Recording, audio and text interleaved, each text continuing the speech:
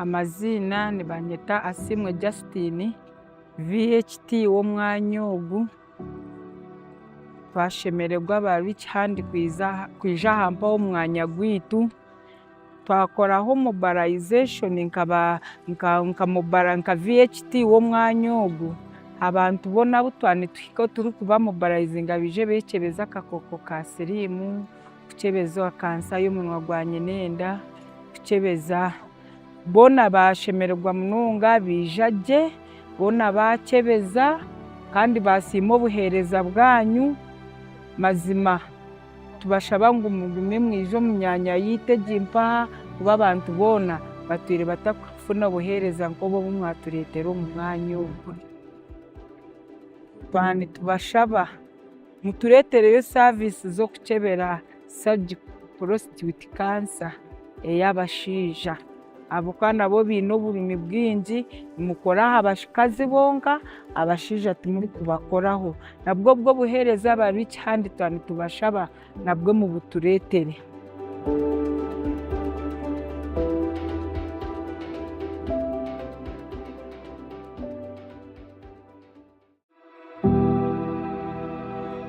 Amazina ni banyeta Asimwe Justin VHT wo Mulyowa twashemererwa ba Rich Hand kwija hampa wo mwanya gwitu twakoraho mobilization nka VHT wo Mulyowa abantu bona butwane twiko turi kuba mobilizinga bije bekebeza akakoko ka sirimu kucebeza kansa y'umunwa gwa nyenenda kucebeza bona bashemererwa munonga bijaje bona bakebeza kandi basimo buhereza bwanyu mazima tubashaba ngo umugume mwijo mu myanya yitegimpa kuba abantu bona batwire batakufuna buhereza ngo bo bumwaturetero mu mwanya ubwo bani tubashaba muturetere yo service zo kucebera surgical prostate cancer eyabashija abo amazina gaje bayita kuri Spast Mugabirwa nkaba kumanya nko mu kizungu bayita Chikwendi ninyebaza kitongore kibakweta Rich Hand kuturetero buhereza burunjo mu kizungu kandi twacebaza munongo kuma okureba amagara gito gari nisima munonga okwija ukatuhereza buhereza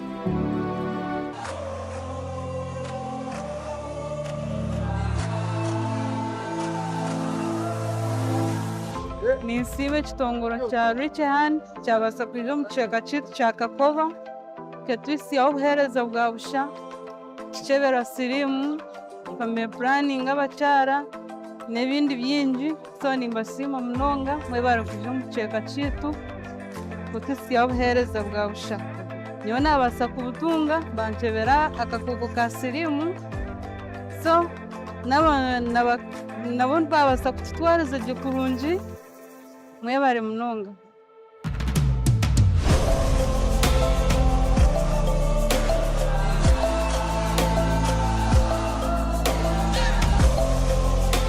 Rich Hand nebale kutereza buhereza obwabusha kandi arounda yitu ya Kakoba akantu ntibasima buri izuba kandi Christmas nite tukareba nko bugire bwite butuzeki obutwine ngani mukama bahereza mugisha na nyamperezo gundi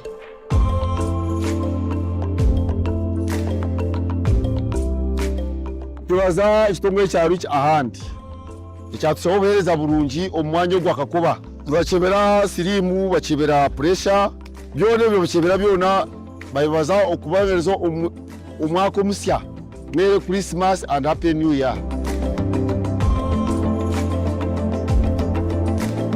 Ndwara mushogo kwebaza ba Rich Hand okutoretera ubuhereza aha round about Kakoba ubuhereza bwabo so bukwatira no kucebeza sirimu na pressure ntweta batahibito kwije bakacebeza kandi ntubendeza Christmas nungi no mwaka 2025 ogwihorera.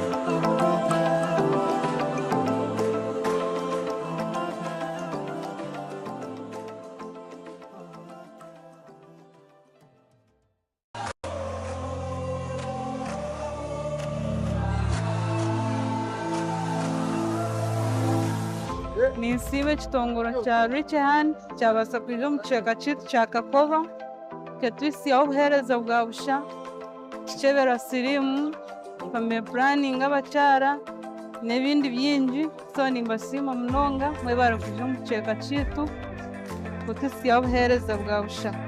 Nyowe naabaasa kubutunga bankyebera akakooko ka siriimu, so nabo babaasa kututwariza gye kurungi. Mwebare munonga.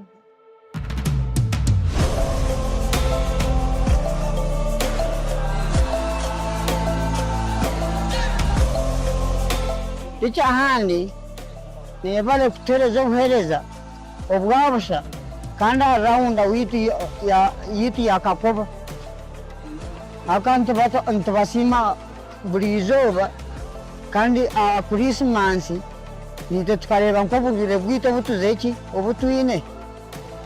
Mbwenu Mukama abaheereze omugisha nanyampereza ogundi.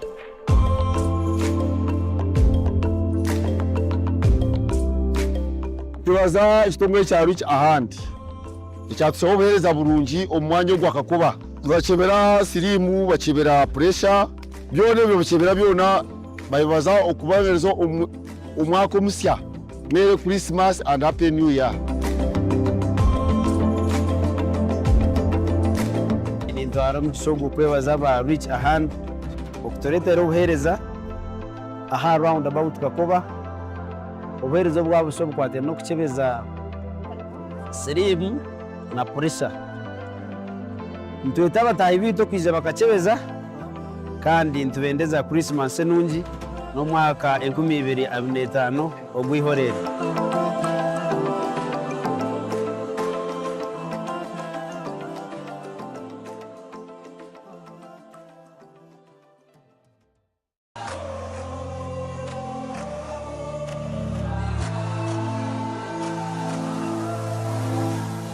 Ninsiiba ekitongoro kya Rich Hand kyabaasa kwija omu kicweka kyaitu kya Kakoba kitwisyaho obuheereza bwa busha, kikyebera siriimu, family planning abakyara n'ebindi bingi. So nimbasiima munonga mwebare.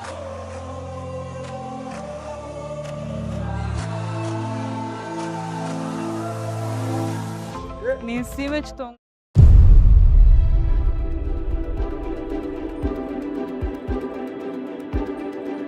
Today we have worked in Katete and the place is called Kampala.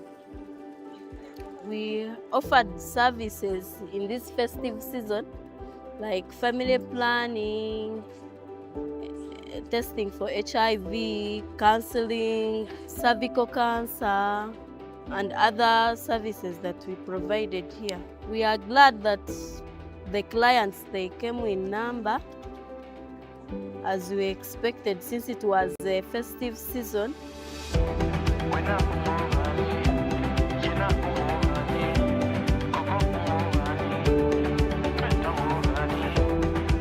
Service ebadde nnungi era obuweereza batuweereza bwa bwereere, tewabadde kutoola ssente yonna, bwe tutyo tuganyuddwamu.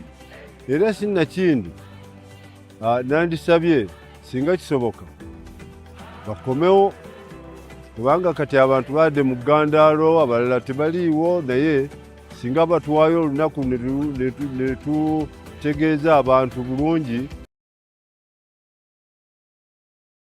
Abraham. I know the one Abraham. You are the one or your grandson? What's the name? Elijah.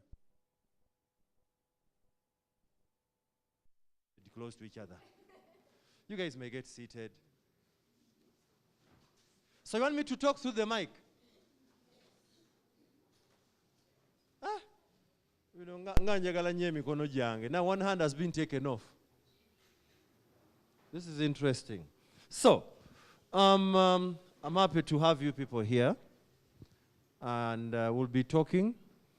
I was told the session will start 8 and end at 10. I was here at 7:45.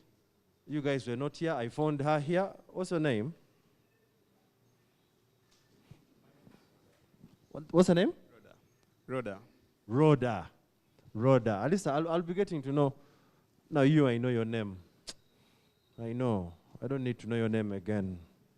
Very stubborn young girl. So my name is Amon, and we'll be talking social behavior change. I was called in to have a chat with you about social and behavior change communication. When I was coming, I just thought to myself, and I said, one of the good things that has ever happened to me is to learn social behavior change communication. So that's what I'm going to be talking to you about. And it's going to be an interactive session where you guys will give me answers, we discuss, and move together. Are we together? Anyone who has a visual impairment here? Yes, Abraham? Okay. Any other person with a visual impairment? Who?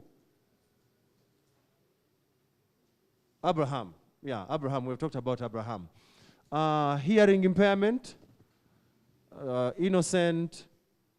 Your name one more time? Patience. Woo! And Rhoda. Oh, this is Rhoda. Okay. All right.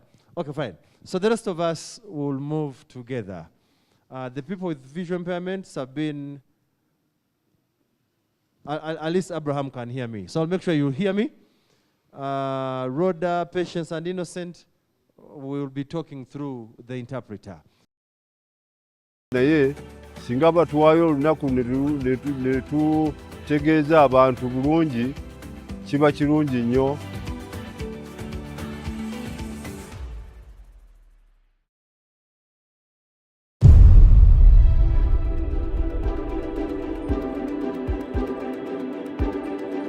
Today we have worked in Katete, and the place is called Kampala.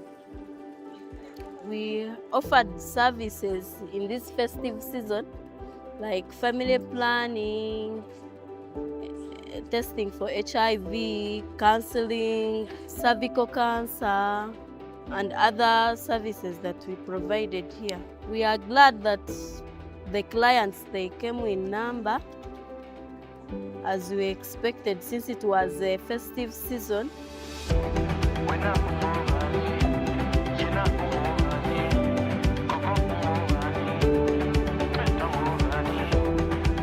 Service ebadde nnungi era obuweereza batuweereza bwa bwereere, tewabadde kutoola ssente yonna, bwe tutyo tuganyuddwamu.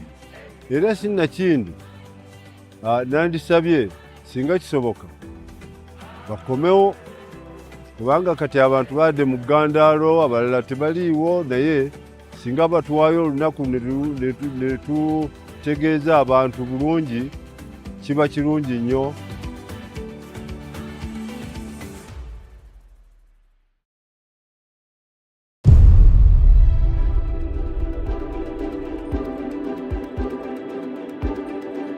Today we have worked in Katete, and the place is called Kampala. We offered services in this festive season, like family planning, testing for HIV, counseling, cervical cancer, and other services that we provided here. We are glad that the clients, they came in number as we expected, since it was a festive season.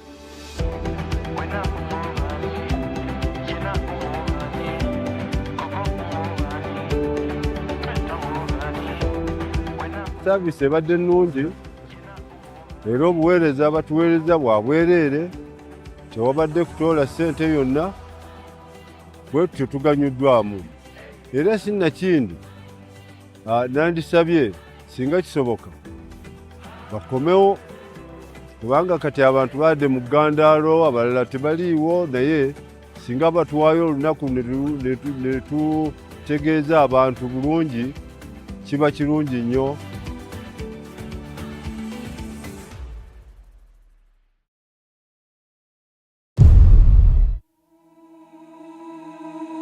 Who are we?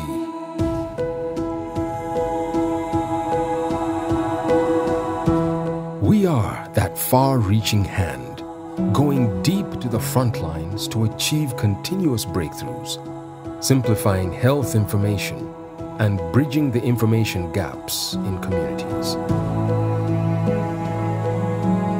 We are transformers, transforming lives with a strong belief that young people have the power to create a better future for themselves.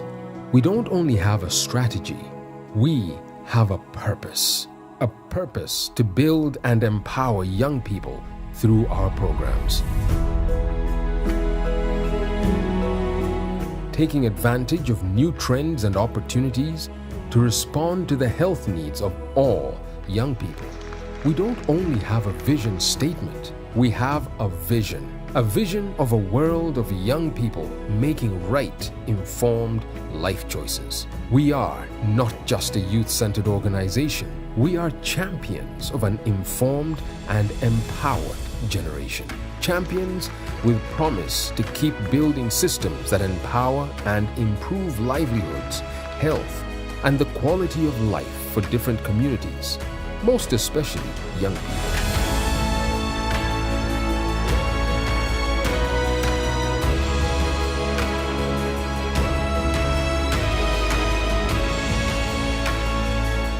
This is who we are. We are young people for young people. We are Reach a Hand, Uganda. We are 10 and bold.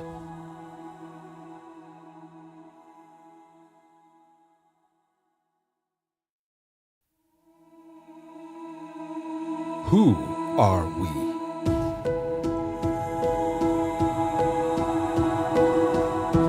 We are that far-reaching hand, going deep to the front lines to achieve continuous breakthroughs, simplifying health information and bridging the information gaps in communities.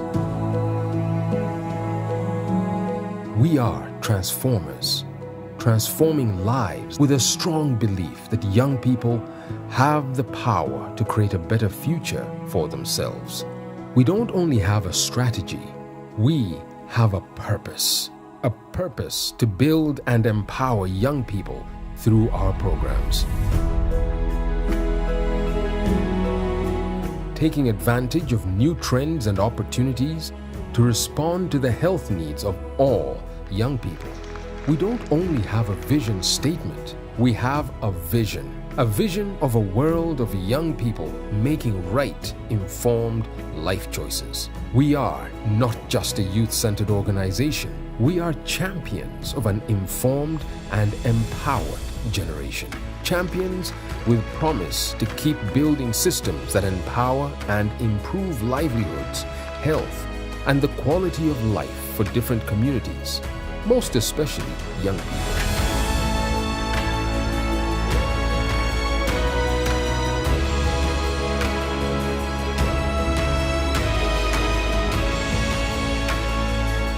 This is who we are. We are young people for young people. We are Reach a Hand, Uganda. We are 10 and bold.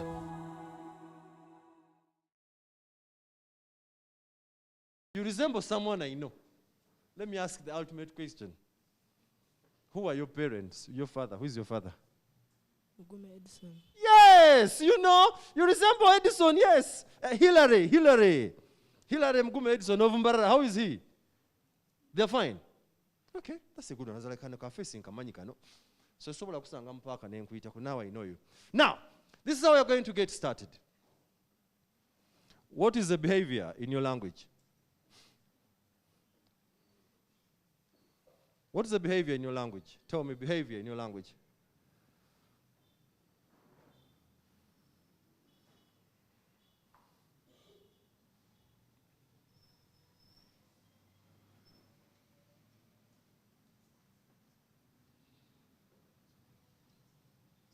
She says, a way how you can do anything. How you do anything is a behavior. What's the behavior, Rhoda?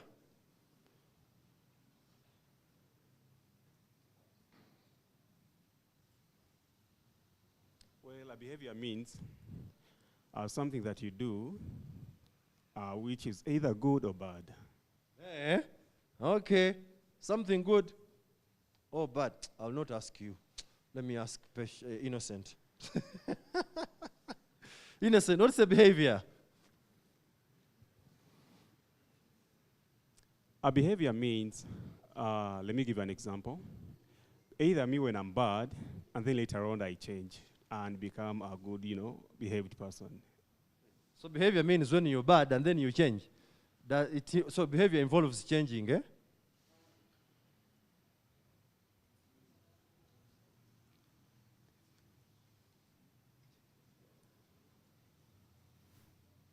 Yep.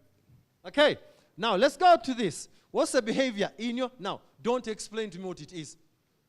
What is the behavior in your local language? Behavior, chechi, in your language. Don't explain it. What is behavior? What's your name? Brenda. Brenda, what's behavior in your local language? Empisa. Empisa. Okay. Do you have your local language? Okay. Eneisa. Eneisa, that's Luganda. Gonyenyezo mtu approvingly. What's behavior in your local language? Eneisa. Mwenamena muli Baganda. Behavior in your local language? Embeera zaawe z'okweyisaamu. Wait, listen to this. What is that? Embeera zaawe z'okweyisaamu. Embeera zaawe z'okweyisaamu. That is Rutoro Runyoro. Rutoro. Behavior in your local language. You don't have a local language?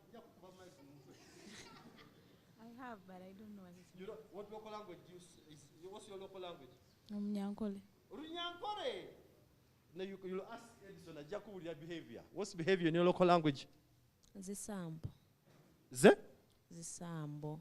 Zisambo mo. Mbo. Zisambo. That must be Lumasaba, right? Yes, Zisambo. Okay. Chishingo otide. What's your name? Masika Rina. Masika. Aha. Behavior in your local language? I don't know. You don't know. What's your local language? I'm a Mkonzo. There's no language called Mukonzo. I said I am, which means my language is Lukonzo. Lukonzo. Yes. But the tribe is?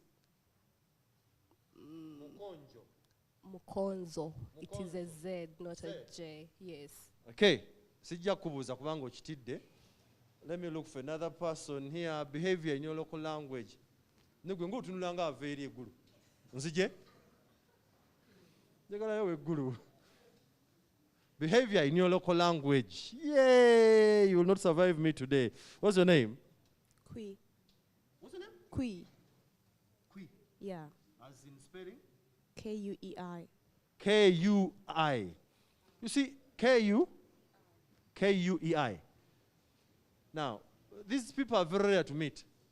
People with very short, sweet, sexy name. Kui. Nekati mulire eryono. Gwan. Gerard. Wafana Gerard. Erinnya lye ekika. Wafana Gerard. Waki? Wafana Gerard. Wakanda. Her name is very short. Kui. Wakanda. This is Kui. What's your name? Agawa. Now really are one for mu. Where did you go? Chilangwa. Chilangwa. Yes. As you're struggling with the Chilangwa, you simply say Kui. There are very long names in Uganda. Names like Rukashabaruhanga. Names like Vania Homere. So, what's behavior in your language? Peed. What's that? As in peed. P. So when someone has behavior, they have P. So what do you call peeing now? So behavior is P. And P, in one of the Ugandan languages, is actually water, isn't it? P. Is it a choli? Is it a choli? Jump. P is water.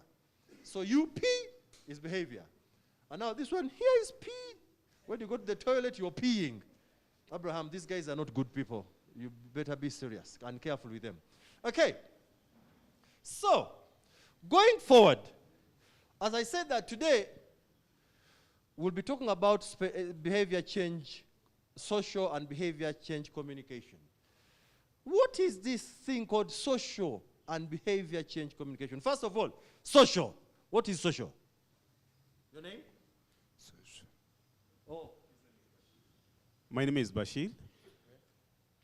Bashir, apologies. By the time I was asking for people with hearing impairment, you're not here. So I didn't know you fall in that category, but apologies for that. All right. So what is social? Well, the word social means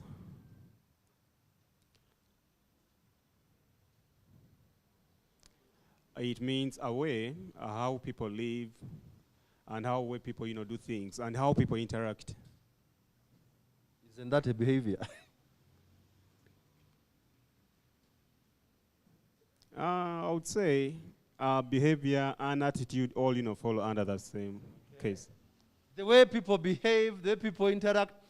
One time I was driving my old car, and then I got in front of me, there was this guy on a border, and on their T-shirt it was written antisocial, social club.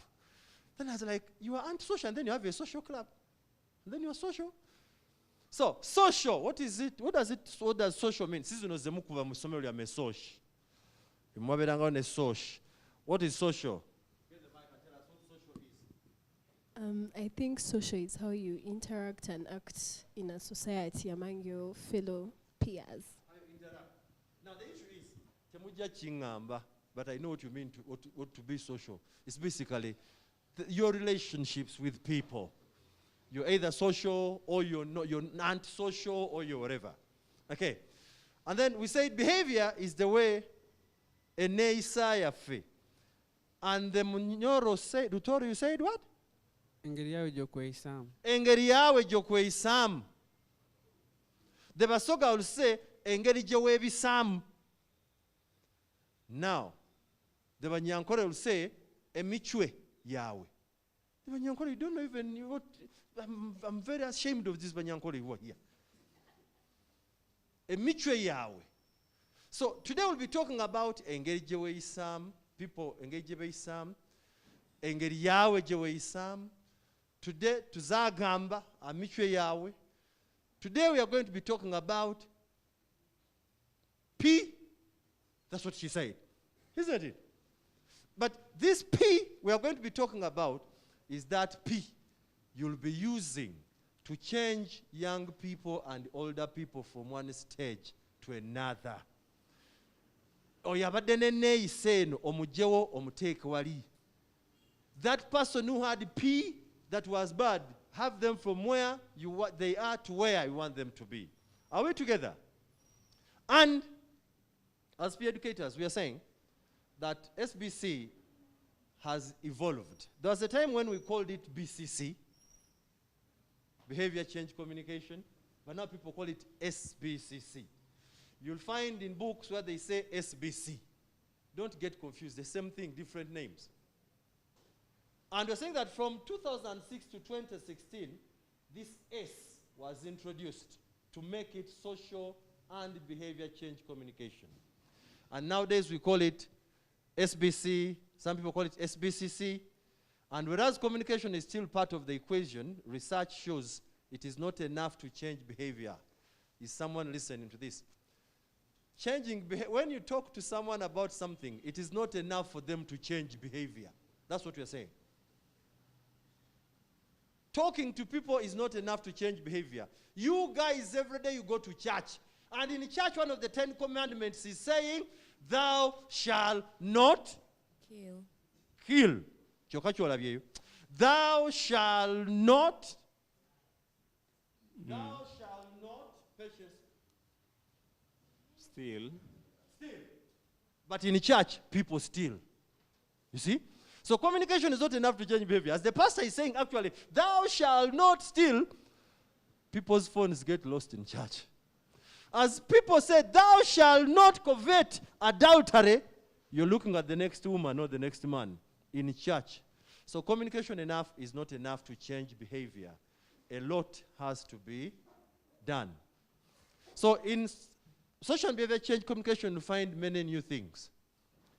As we said, you'll find things like social and behavior change communication, we'll find things like the human-centered design. We use the human-centered design to develop communication strategies. And don't get confused with this. Human-centered is basically, human, it is you, the human being. Centered, it is around you.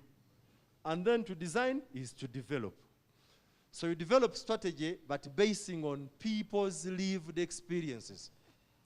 We're working on a campaign, Sauti Plus Media Hub, Reach a Hand, and the Union of Boda Boda Riders Cooperative, to encourage Boda to save, encourage Boda to do a number of things.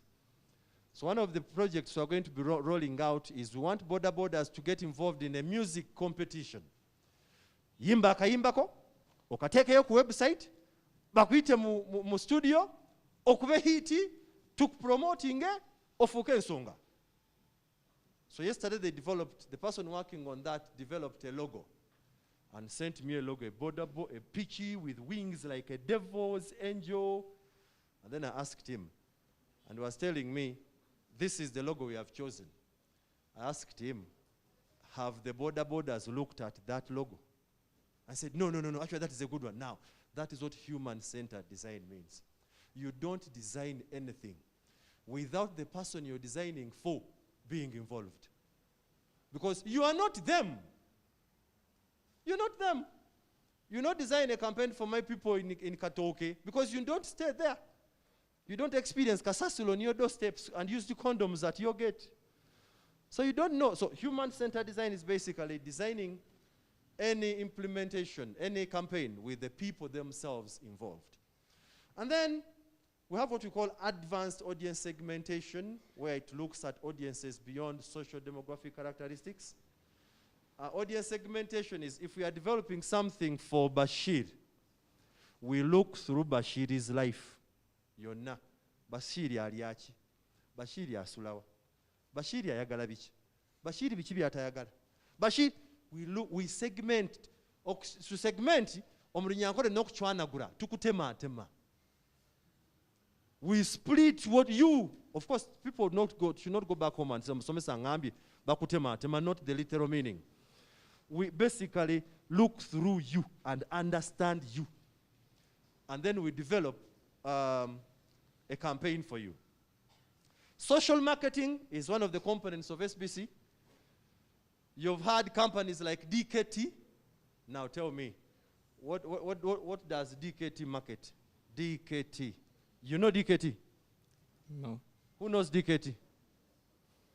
Okay. No, I'll use DKT. Who knows DKT here? Put up your mind. Okay. You know companies like, I'll say you. You don't know DKT? DKT, is it ringing a bell? Tomai DKT. Why didn't you put up your hand? If the hand is heavy, put up the leg now. What does DKT do? And it makes condoms. They make condoms? Yes. It's the only thing you know that they do? Yeah. Because that is your interest? No. Okay, no, don't take that seriously. So DKT, I don't know whether they make, but they market condoms.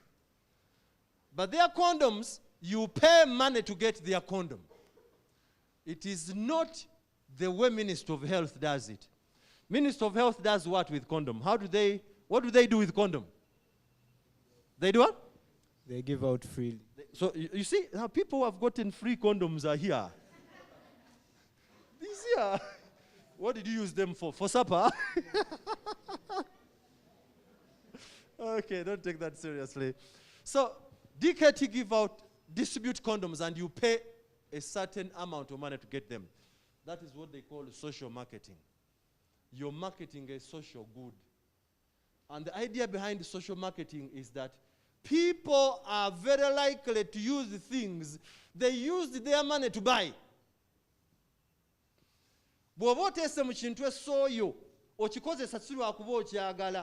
Oh, you guys have reminded me. My young man, my son, who is 17 now, 16. Natasha, how old is Ernest? I forget your ages, by the way. How old is Ernest? He's 16. The guy is 16, but he's the biggest in the house. He's taller than all of us. So one day, tuva mu Christmas, netwegeziwaza, and went to City Oil Kamocha. And then Ernest saw certain things, over it was called the burger. They put things in between, and they put a long thing like a sausage. And then Ernest was like, Daddy, it's called a hot dog. Now, how do you eat hot dogs when they are hot? So Ernest went ahead and said, Daddy, njagalecho. Bwe yakigula, nange nengamba kabachimpe kintu kireka kyakabi. The first bite, ku kintu bekapa, all of us looked at each other before swallowing. Nga kitulabye okumira. Then nengamba omanyi, you see their mother is a very serious one. She will say kati, aha, temuggwa.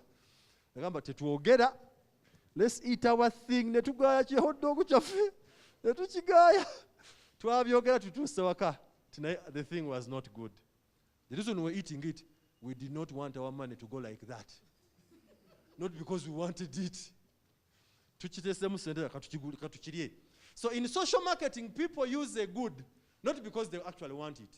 But sometimes, a man will use a condom because they don't want you to. They are not thinking about protection from HIV and STIs and other things. No, and unplanned, unwanted pregnancies. But because that is the reason government will give a condom at a function. In the morning, you'll find condoms. Because people, and even now people will say, government yagala tuta, because so behavior change, people play around that. That when someone buys something, you know they are going to use it. The other thing is that it also helps in counting usage of condoms. For example, how does someone know how many condoms were used in a year? Bashir, how does someone know how many condoms were used in a year?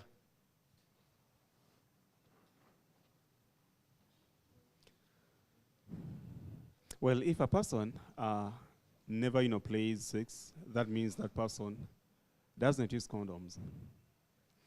But again, some people, love, sex all the time. Wait, my question is, how can government know how many condoms were used in a year?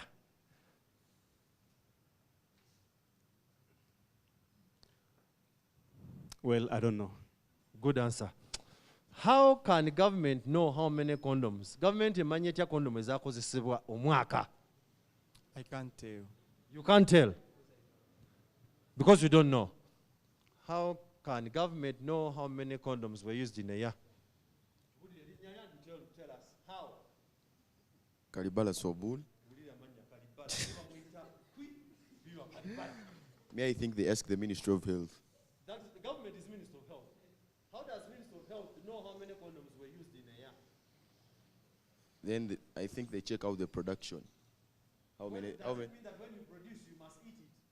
How many they have produced, then how many they have served out. How many they have served out? Yes. The answer is that it's in the end. What you said in the end is the answer. Now, government does not go. Rhoda, want to say something, Patience?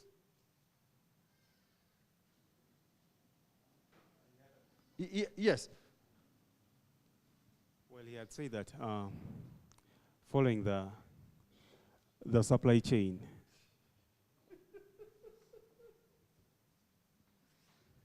so the government knows through the condoms that it has supplied out. So that's how they are able to track that information. Does it mean that when they go out, they have been used? No. So how do they know? So they actually they do reports after supplying.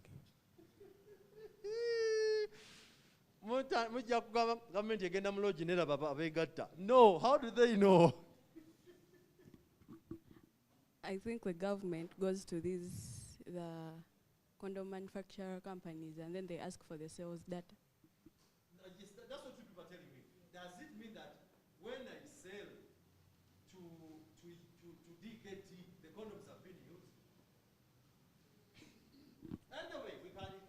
the whole idea about this is Maybe they look at the childbirths per year. they look at childbirths. So it means if 20,000 women were born or kids were born, so probably 20,000 people had live sex. That's what you're saying, eh?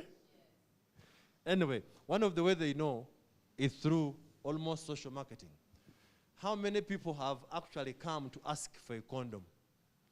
Because DKT, if you buy from them a condom, condom bazikozesa ekintu eki tebagirya. Bw'ogigula olina kyogenda ogikozesa. Kyogenda ozikozesa mwenna mukimanyi. Sijja kyogera ku lwa Edison. Okay. Now, the other thing that has evolved under SBC is what we call behavior economics or sciences. They look at behavior as a science. They look at behavior as economics. And these are some of the things we'll be doing. And the other one that you know and we'll be talking about, a component of SBC is what we call community mobilization. Because you mobilize people so you can. And then more are coming in on board, including artificial intelligence. Artificial intelligence right now is actually part of social behavior change communication. The AI that you're talking about. I just want to finish this and I go into what I wanted us to do. So there are a number of organizations doing SBC. The biggest players like the USAID, UNICEF, WHO, UKAID, the Reach Your Hand Ugandans of this world. And then some of the most successful behavior change communication campaigns that people have experienced. All of us remember the Obulamu campaign. It was always on TV, Obulamu. One of the most successful social behavior change communication campaigns.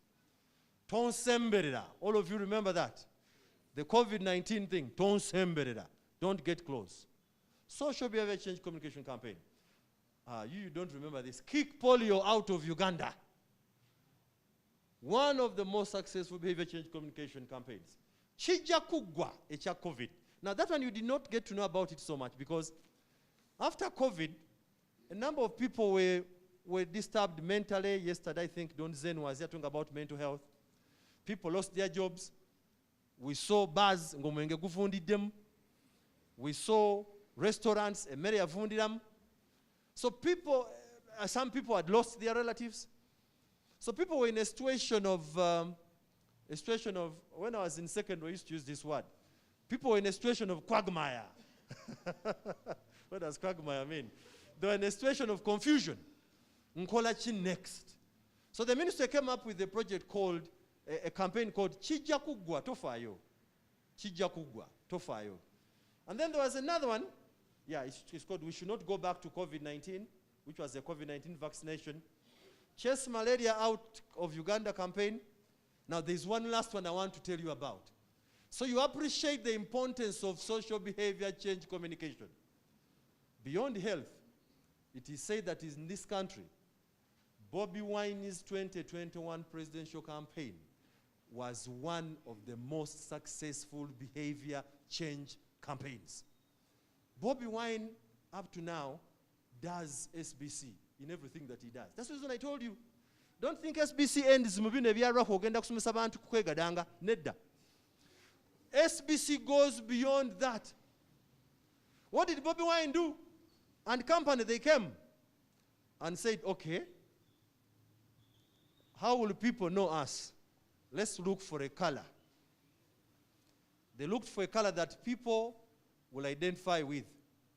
And what color did they choose? Red.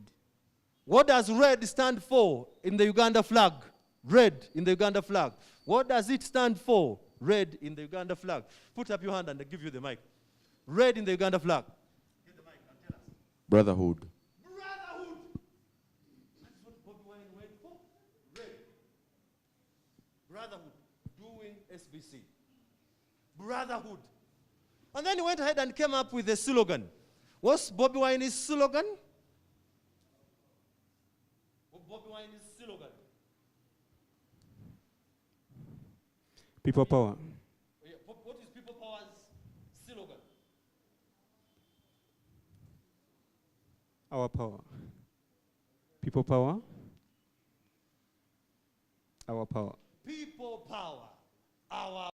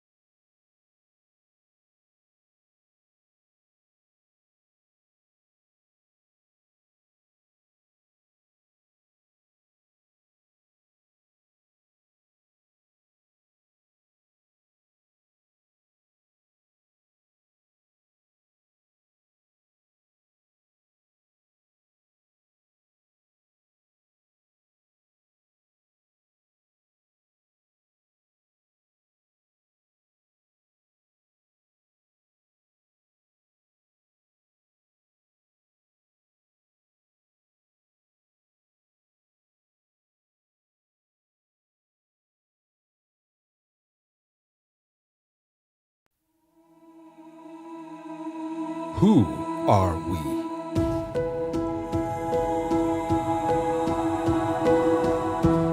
We are that far-reaching hand, going deep to the front lines to achieve continuous breakthroughs, simplifying health information and bridging the information gaps in communities. We are transformers, transforming lives with a strong belief that young people have the power to create a better future for themselves. We don't only have a strategy, we have a purpose to build and empower young people through our programs. Taking advantage of new trends and opportunities to respond to the health needs of all young people. We don't only have a vision statement, we have a vision of a world of young people making right, informed life choices. We are not just a youth-centered organization, we are champions of an informed and empowered generation. Champions with promise to keep building systems that empower and improve livelihoods, health, and the quality of life for different communities, most especially young people.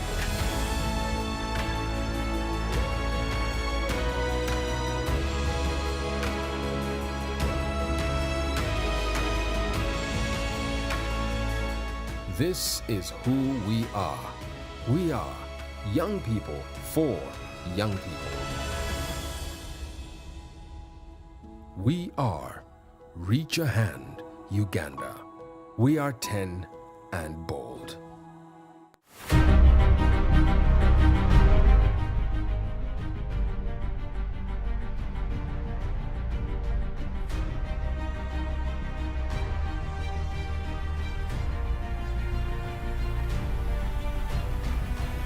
It is my pleasure to welcome all of you in your respective capacities to Toro Kingdom to participate in this intergenerational. What you do at home is social behavior change communication. Now, I want someone to read for me this scenario, and this scenario will help me in the next session that I'm going to do. Let me see. There's a way you can make this one full page, right? Mwaba IT. Muje. You can make this one full page, right? Or I can't. Full screen. Okay. The people who are in front can help me read this. Who can read good English? Tobisoma mu lusoga nkwegayirire. Oyinza okubisoma mu lusoga wanswaliza wano. Okay. Mary, age 23, is a mother of 2 children with a third on the way. She lives in the north of Kampala and must travel 1.5 hours every morning to sell fruits and vegetables at a central market, where she works from 10 a.m. to 7 p.m. Mary and her husband, Joe, are farmers, partly out of necessity since Joe lost his job as a driver last year.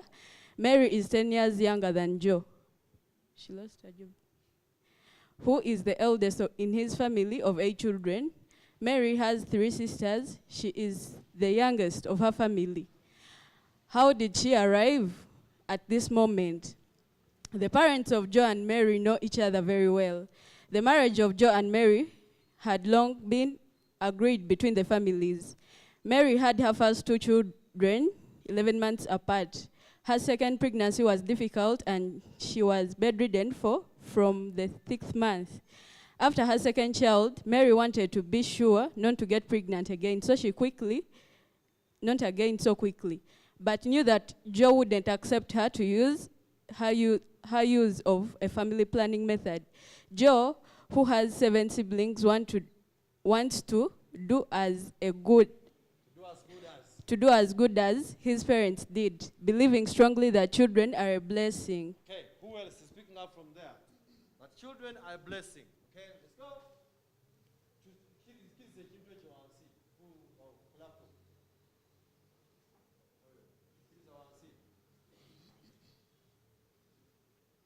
let's go. Let's go. Go, take it. Okay. Keep it there. To avoid any suspicion from Joey, Mary decided to visit a private clinic near the market. She had no idea what method to use. All she knew about family planning was that it had a bad reputation in her community. Consultations at the clinic started at 10 a.m.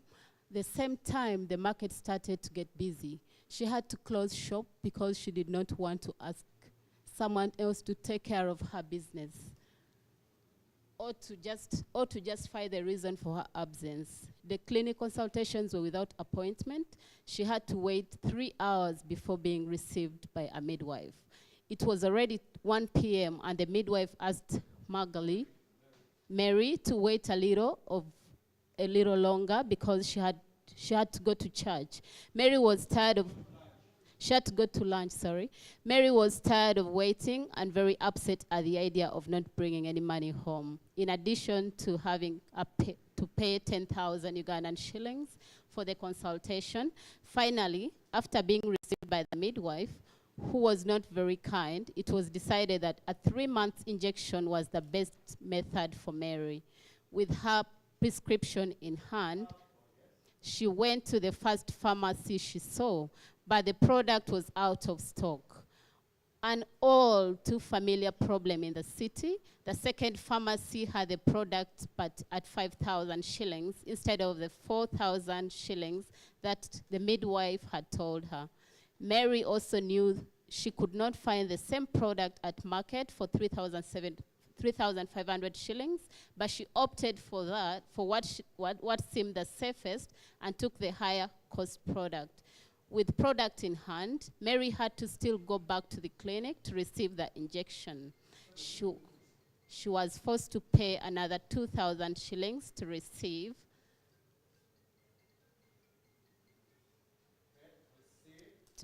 Where am I? I can't see where. To receive the injection, in brackets, a cost that was not advertised at the clinic and that she suspected was part of her original fee.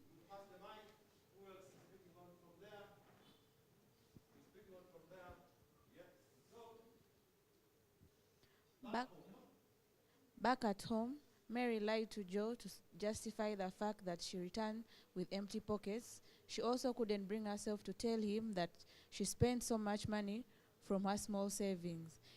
In her bed at night, Mary cried a lot before falling asleep. She was desperate. 2 months after the injection, Mary had no period. She was scared by the idea of being pregnant again.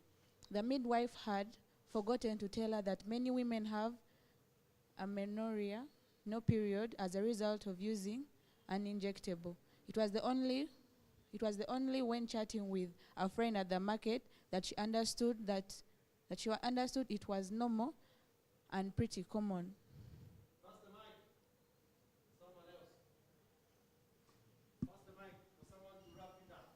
2 months after the injection, Mary had no period.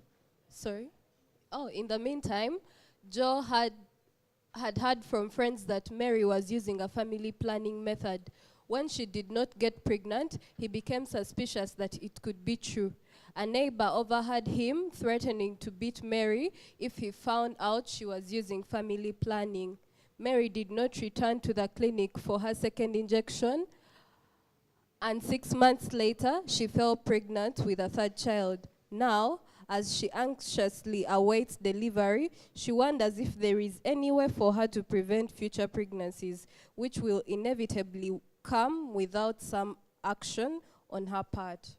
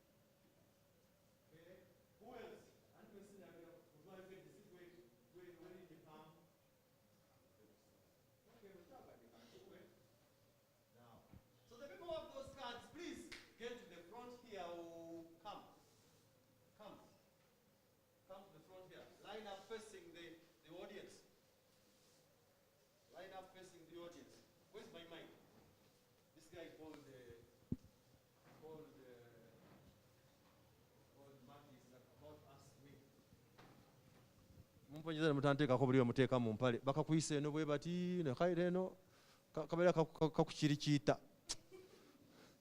Okay, so the guys in front there, show us the cards. Show us the cards. You'll find many people who have written about behavior and how people change behavior. And people have come up with a number of theories on how behavior changes. But most people use this, that people change behavior through those stages. And I want you to help me organize those cards with the person first to the left being the first stage. It should come like that, second, third, fourth, fifth stage of changing behavior. Asooka tumuteeka eri, tuddeko stage eddako, tuddeko eddako, tuddeko eddako, tusembyeyo esembayo. So which stage in changing behavior comes first? You put your hand up and pass the mic. You want to say something? Okay, pass the mic. Which stage comes first? And tell us why. Awareness. Awareness, why? You as a person, you have to identify, you have to know that that situation is causing for a change in your behavior. Okay, you must first of all get to know about something before you start changing behavior. That's what you're saying. There's a hand here. Are you saying, giving another answer? Okay, please. What comes first? I think it's interest. Why? Because if you want to do anything, you first have to have interest in it. I want you to remember the last bit. If you want to do something, you must first get interested in it. It means, actually what you have said will lead us to a certain stage somewhere. If you want to do,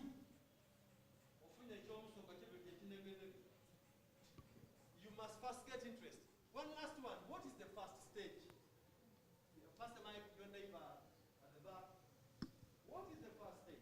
I'm not giving an answer, but I'm asking him a question. Would you be interested in something that you don't know? What comes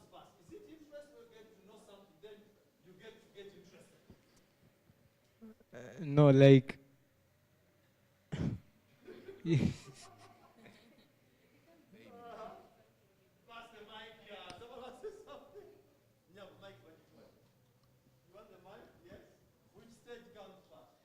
I think I'll also go with interest. And that's her question. Would you be interested in something you do not have an idea about?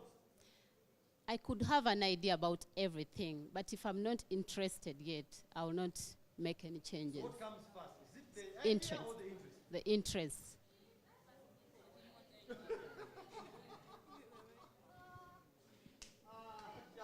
To, to me, it's awareness that comes first, Okay. and then interest. What's your name? Gabriel, please go the other side. Go. So the first stage we are looking at here is that before someone starts, of course you'll find other theories where they'll tell you pre-contemplation, contemplation, what, is that someone has to first know about something for them to start a journey of changing behavior. And that is your role as peer educators. Go and make people aware of what the problem is. Go and make people aware of the good they have. And people have already given us a second stage. So when you get aware, what comes next? You get interested. Okay? Stay where you are. So when you get interested, so when you get interested in something, what comes next? Okay, you have the mic? Yes. You Try. want to try it? Okay. And finally, I get to hear from you. It's try. You want to try? Kanchigezeho. Kanchigezeho mbone. Try. Okay, pass the mic. That side. So, try, please go next to interest. Try, go next to interest. Okay. So what happens when you try? Sometimes things may work out, sometimes things may not. Isn't it? Not you. Give the mic to another person. There's a hand there, okay? When you try, things may work out, things may not. What do you do next? That you adopt it. You adopt a behavior. Okay, adoption, go there. Next to try. Now people are telling me it's pretty obvious what the last stage is, because it's the only thing. Now, so this one's here will help you as peer educators. That actually, you're going to make people aware of their behaviors. Okay? Once people get aware of their behaviors, depending on the information you'll give those people, they'll get interested. Once they get interested, it is not that whenever you're interested in something, you act on it. Some people will sit on the information and fail to act on it. Like that gentleman in the Bible who was given, is it how much money? And for him he said, me I've kept mine because I knew you, the boss, you will come back, you will ask for it. But other people invested the money and it multiplied. So some people get interested and sit on the information and they will not move. But it is your duty as the peer educator to ensure that this interested person moves to the next stage, which is trying. Now listen to this. Trying is a very difficult period. Trying is a very difficult period. You young women and young men, you have gone through this. Kale guy mwana mpulira simwagala naye kangezeeko, let me try. When you try, there are many problems there. But the peer educator should enable this person trying to move through the trials to adopt a behavior. And once you adopt a behavior, it's not the end. It's not the end. We want you to be advocates. Advocates, or we want that person to be an advocate of that behavior. An advocate is that person who stands out and speaks and says, family planning is good. Family planning is this. Are we together? Are we together? Okay, so now, that is where we are. you may go back and sit with your card. Let's give them an abako. Abako. Abako. Abako. Abako. Calabanda. Calabanda. Señorita. Okay. So this is basically what you people have been talking about. That changing behavior is like a ladder you climb. Olinye dala. No temba madara. Now people ask me, how do you get to know some Lunyankore? I go to learn Lunyankore through osmosis. You know what osmosis is? You ask Marka is there. My wife is Munyankore, so when we are sleeping and the skins get together, I learn Lunyankore. That is osmosis. So, we are saying, this is very important for you as peer educators, that as peer educators, always remember to place the person you are talking to on this thing we are calling the adoption stairway. Bwogenda okwogera n'omuntu yenna on an issue, on STIs, on teenage pregnancy, on abortion, the first thing you should think about in your head is, where is this person on the stage of change? Where is that person? Because the moment you get to know where the person is, then you can give them the right message. Let me ask you, when a person is aware of something, what are some of the things they say or do? When a person is aware of something, what are some of the things they say or do? Baba be isabatia. Nge person alabika ina kyakimanyiko. Nakiwulirako. Someone said, nakiwulirako. Yes, I've heard of that. And you as a peer educator, when they're telling nakiwulirako, in your head, hey, sijja kutawanya nnyo n'ono. Sijja kutandikira from scratch. That is why this thing is important for you as peer educators. To know, aliwa, ntandikirawa. So when a person is aware, they will say things like nakiwulirako. What else? What do people who are aware say, or how do they behave? Someone can say that oli mutuufu oba olimbyemu. Olimbyemu oba oli mutuufu. So you're talking to someone akimanyiko who is aware. So this is important for us peer educators to know, where is the person I'm talking to? Is he or she there? Okay. Now, what about someone interested? What do they do? I want to talk to Bashir, to Rhoda. What do people who are interested do or say? If you're interested in something, what do you say? What do you do? Let's first hear from Rhoda first. You act. You act. When you are interested in something, what are the things you do? If you're interested in something, you do what? Yeah, action. Like what actions? Action what? You go and bring that very thing which you are interested in, or if you have learned something and you are very much interested, you have to act seriously. So what Rhoda is saying is, you go and bring. So someone interested will probably want to go. Huh? That's what she's saying. Okay, there was a hand here. Someone interested, what do they do? Someone would say, nakiwulirako, ate bulijjo njagala omumanya. Bulijjo mbadde njagala okumanya. Naye nga simanya ani gwe nsobola kubuuza. Oh, I'll tell you a story. Someone interested. Okay. Someone may have more questions to ask and a little bit like more of something they want to know. They'll ask more questions to get to know more. Okay? I'm finishing this. Most probably they're going to give you more time and attention. Most probably, if someone is interested, they might even give you more time and attention. They are interested in something. Okay? Let me hear from the two of you. I don't know who goes first. You can decide. In most cases, babeera baagala kumanya interest yaabwe bagenda gikomyawa. Yes. Give her the mic. Yes, when someone is interested, they will definitely follow up. They will need to know where does this end, and they will appreciate at the end of it all. Okay. Now, I told you I'm going to tell you a story. For us growing up, when you wanted to have sex with a girl, try to manyi kwana.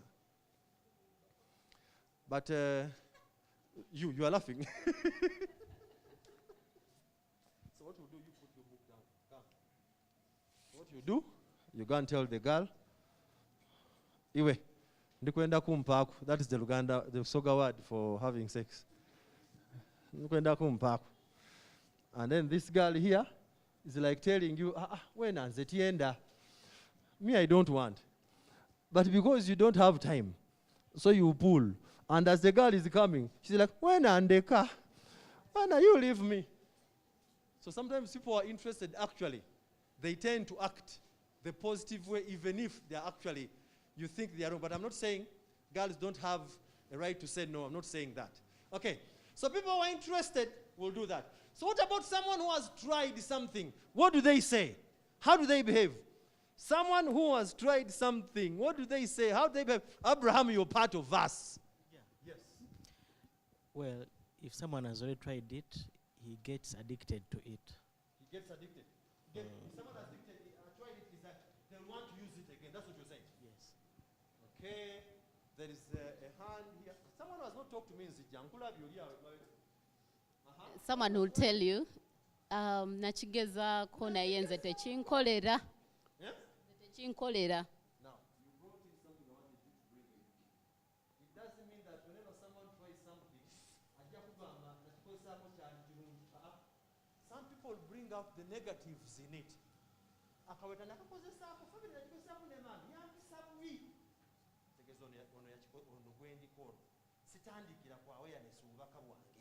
I'll start by addressing a kizibu kye at try.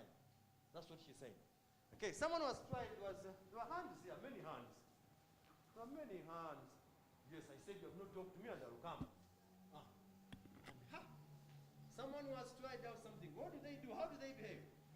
Okay, they will be like, I've ever tried that, but can I get some other alternatives?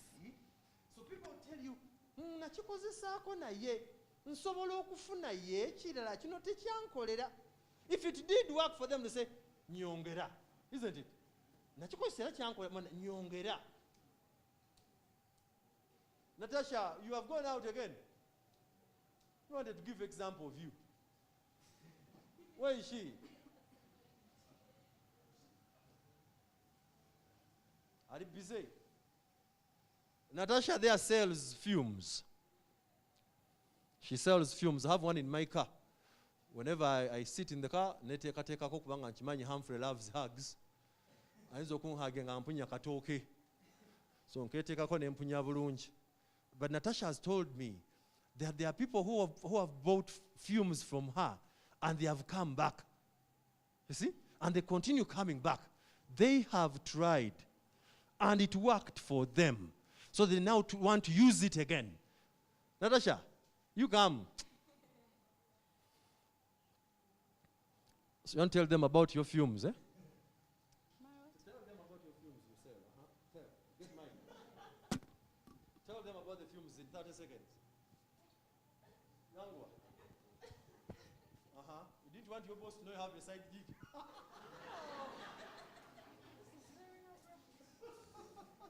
You sell fumes. Tell us.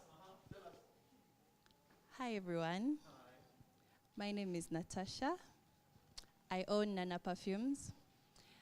They are quality oil perfumes in 6 ml bottles.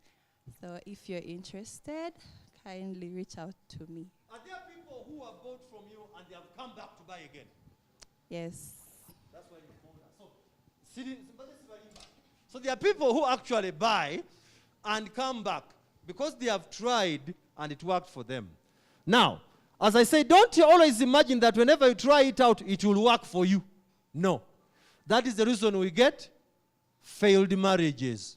You tried, it did not work out. Try. I told you SBC is about life. It's not only about health. Now, when you try, you adopt a behavior. How are people who have adopted a behavior behave? How do people behave? That's the question I'm asking you. Is it innocent? Looks like she wants to say something. People who are omuchintu, abari omuchintu, how do they behave?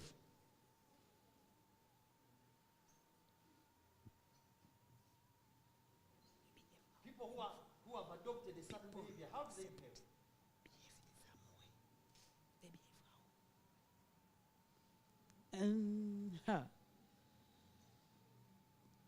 I'm still thinking. Okay. If you have adopted a certain behavior, chobadde oyagala okifunye, okirimu, okirya, okyenjoyinga, how do people behave? Yeah, well, when you've adopted something, obviously you have to want it more and more. For example, yes. That's the thing you say. Yes, for example, the people who do bet. For example, people who do bet, Yeah. they want to do it more. So that's what Abraham said. You become addicted. You want to do it again and again and again. That's all. Yes. I would also want people around me to try it. You want people around you to try it. But that process up and call it day. But if you've adopted a behavior that it has not worked for you, you wouldn't want your friends to try it, isn't it? Okay. Let me get one more. The people have adopted a behavior. She hasn't spoken to me. Hi, my name is Barbara.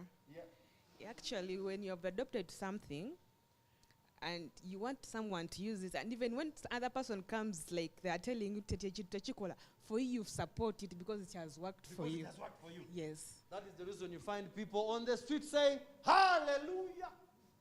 Jesus saves. Because they have adopted a certain behavior. And they want to know about it. Finally, advocates. Now, when you start talking about adoption, you are trying to push me to an advocate. How do advocates behave? Advocates. If you're advocating for something, how do they behave? Those people who are there and they'll say, people power, our power. Another one is saying, our man, Jajja tova kumenyo chamalako. How do advocates behave? Let me give to Abraham first. Well, they fight for it. They'll fight for it. You fight for it. One, I will fight for your marriage. I will fight for my marriage. I will fight for my marriage. Advocates. I feel about the put their leg. Advocates. You see, those are people whom you cannot say anything bad about family planning, about COVID-19, about wearing a mask. They'll fight for it. They will fight for it. And I love Baganda for this. Baganda. Whatever happens, just this year.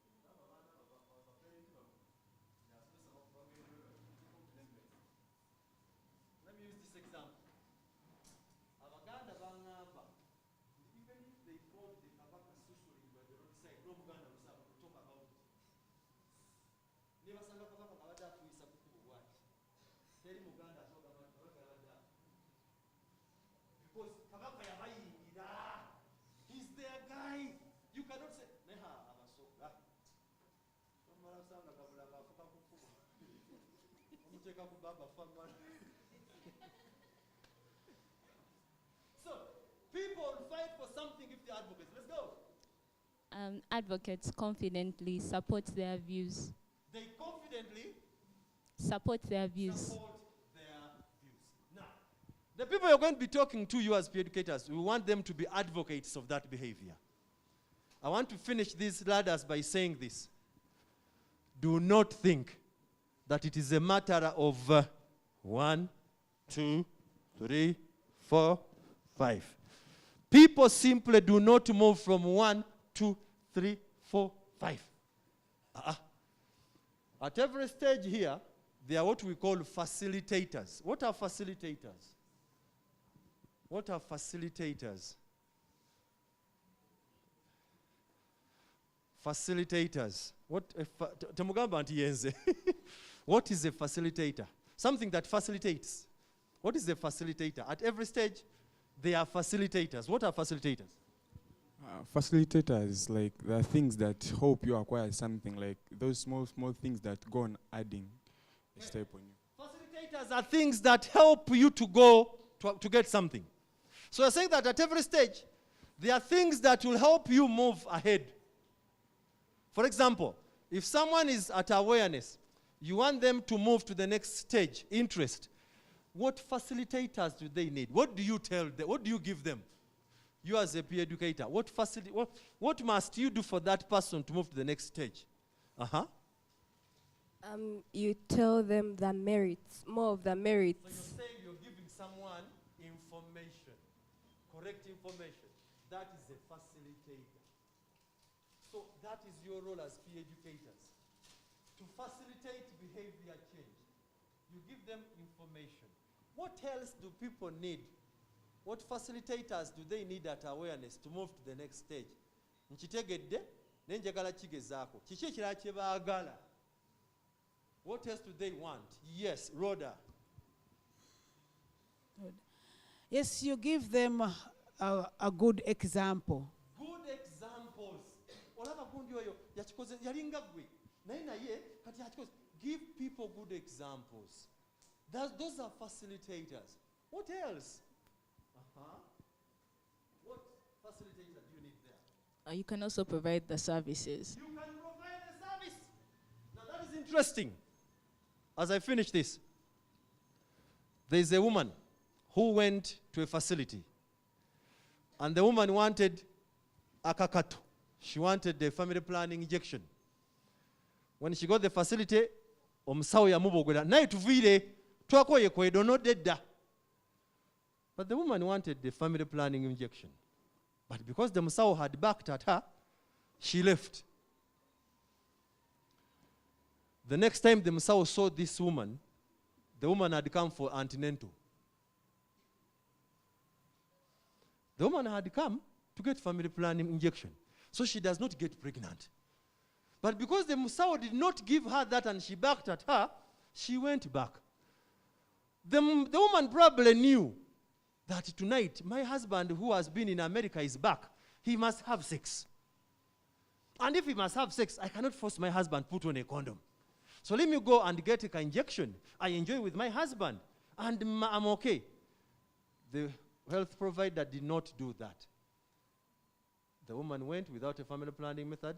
She had her sex and only came back 3 months for antenatal visit. And the musawo was like, "Nyabo ndinga yakulabako. Ndinga yakulabako. I've seen you somewhere." Kumbe, yes, the woman was actually there. She wanted a service. So, services facilitate.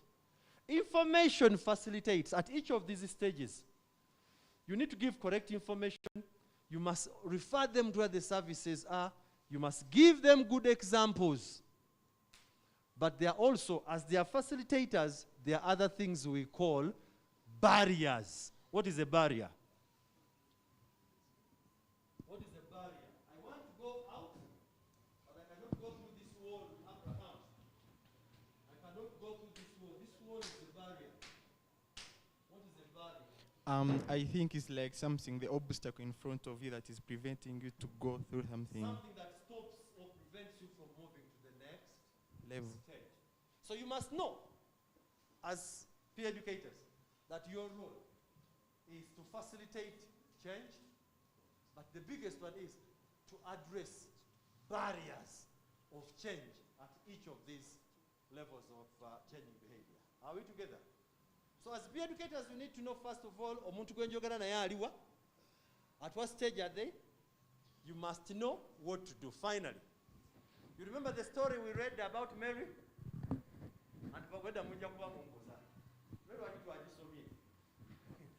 The story about Mary.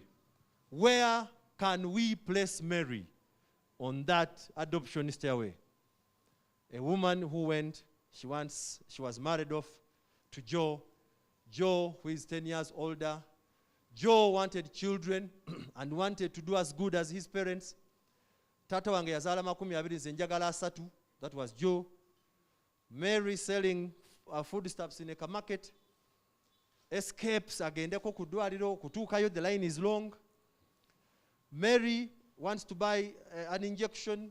The musawo tells her it is 10,000. She goes to a pharmacy, they tell her it is 4.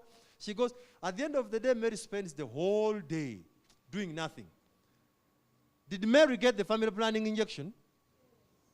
She got. Yes? She got the injection for the first 3 months.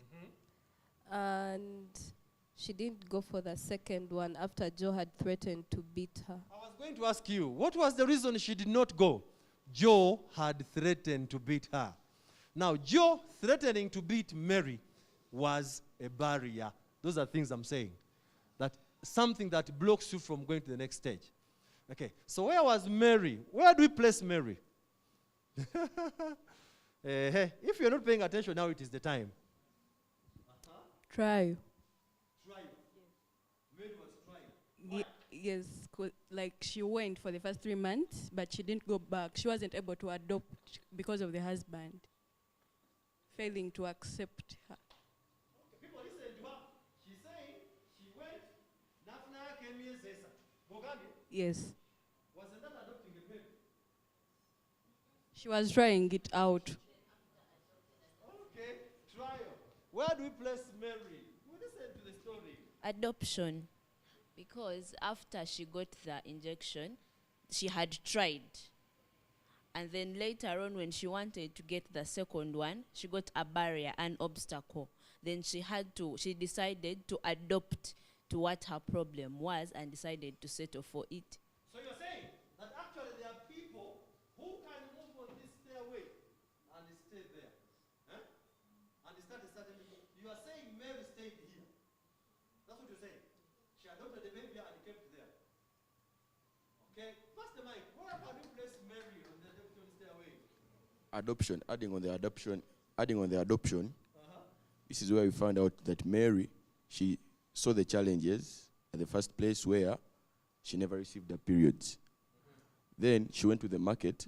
That was a challenge in the trial. Then she went to the market. She asked a friend who enlightened her more. Then she asked a friend who enlightened her more about the family planning issue. That meant that Mary. So when she's asking a friend to enlighten her, where is she? She's asking a friend. No. Look, I'm not changing your stage. Your stage is adoption. Yeah. But I want to go with you as we speak. So when she asks a friend, where is she? She's interested. Yeah. Okay, go ahead, yes. She's interested.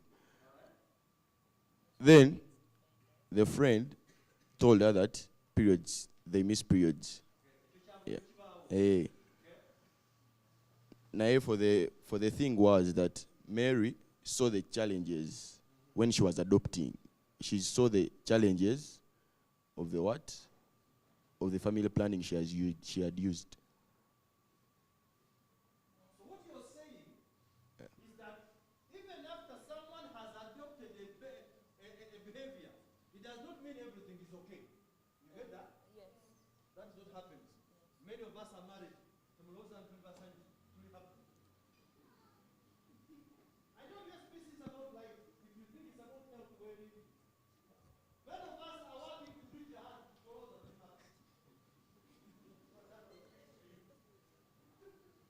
You might get blessed, but you're not happy. Never made out. You have adopted a baby. Okay? But because of the barriers that are there, no gamba kamarika sikalawan. Astafu nayo kapatie kuna ngeze wasaka. Pia joyo.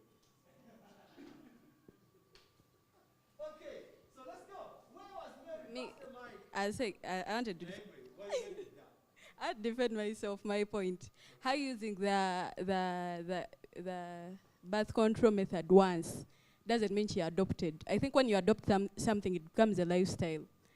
She tried it once, but she wasn't able to adopt because the husband wasn't like okay with it.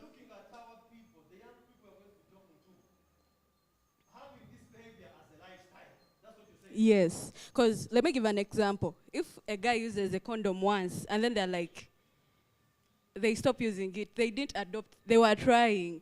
And maybe because of some certain challenges, they didn't. Then you guys are, yes, you're like trying. But if I use something like once, twice, thrice, then I'm adopting. Like, if I use it more than like thrice, I'm adopting. But if I use it once, twice, I'm trying. Where is Mary? Yes, people who were listening are now giving me. Small, just small.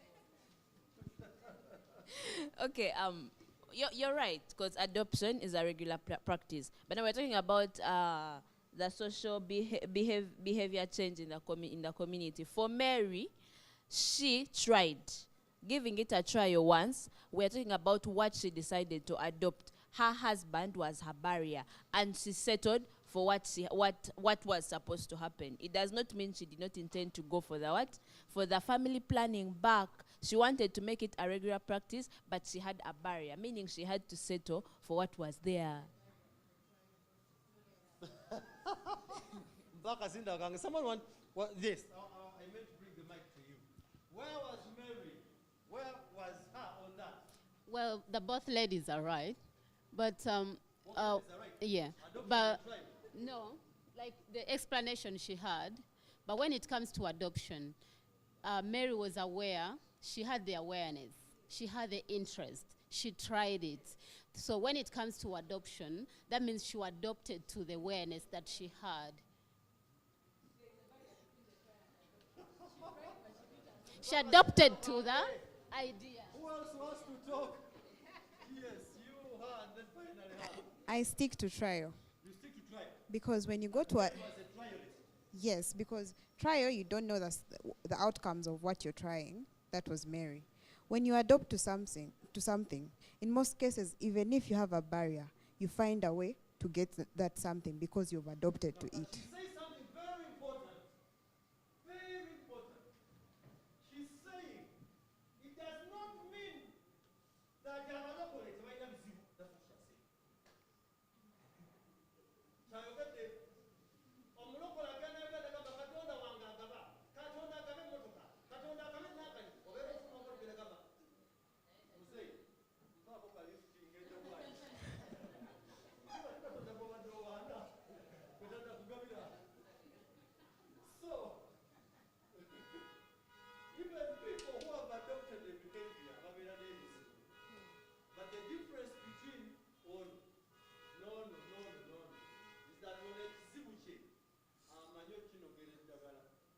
They know what to do.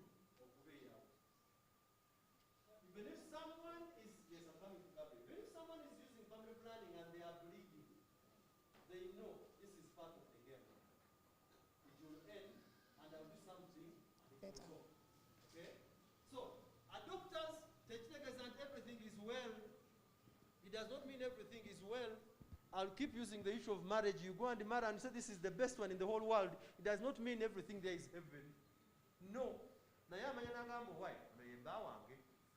Ono ye mukazi wange kambeerewo tukuze abaana. Adoption. Gabriel has something. So for me, what I think, Mary stopped at the third stage. Trial. Why? Why do I think so? Because she tried to do something, but again, she later on got pregnant. Yeah, that means that maybe she did not adopt because she got pregnant later on. What is the reason Mary did not adopt?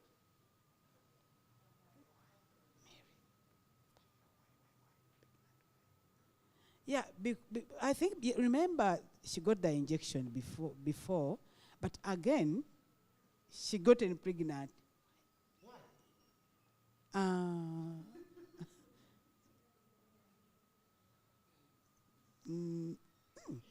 Yeah, because of the husband. The husband was a barrier to her. Thank you. Thank you. So Mary got somewhere. It was going to go there. Has it gone there, the mic? There was a hand somewhere. And then there.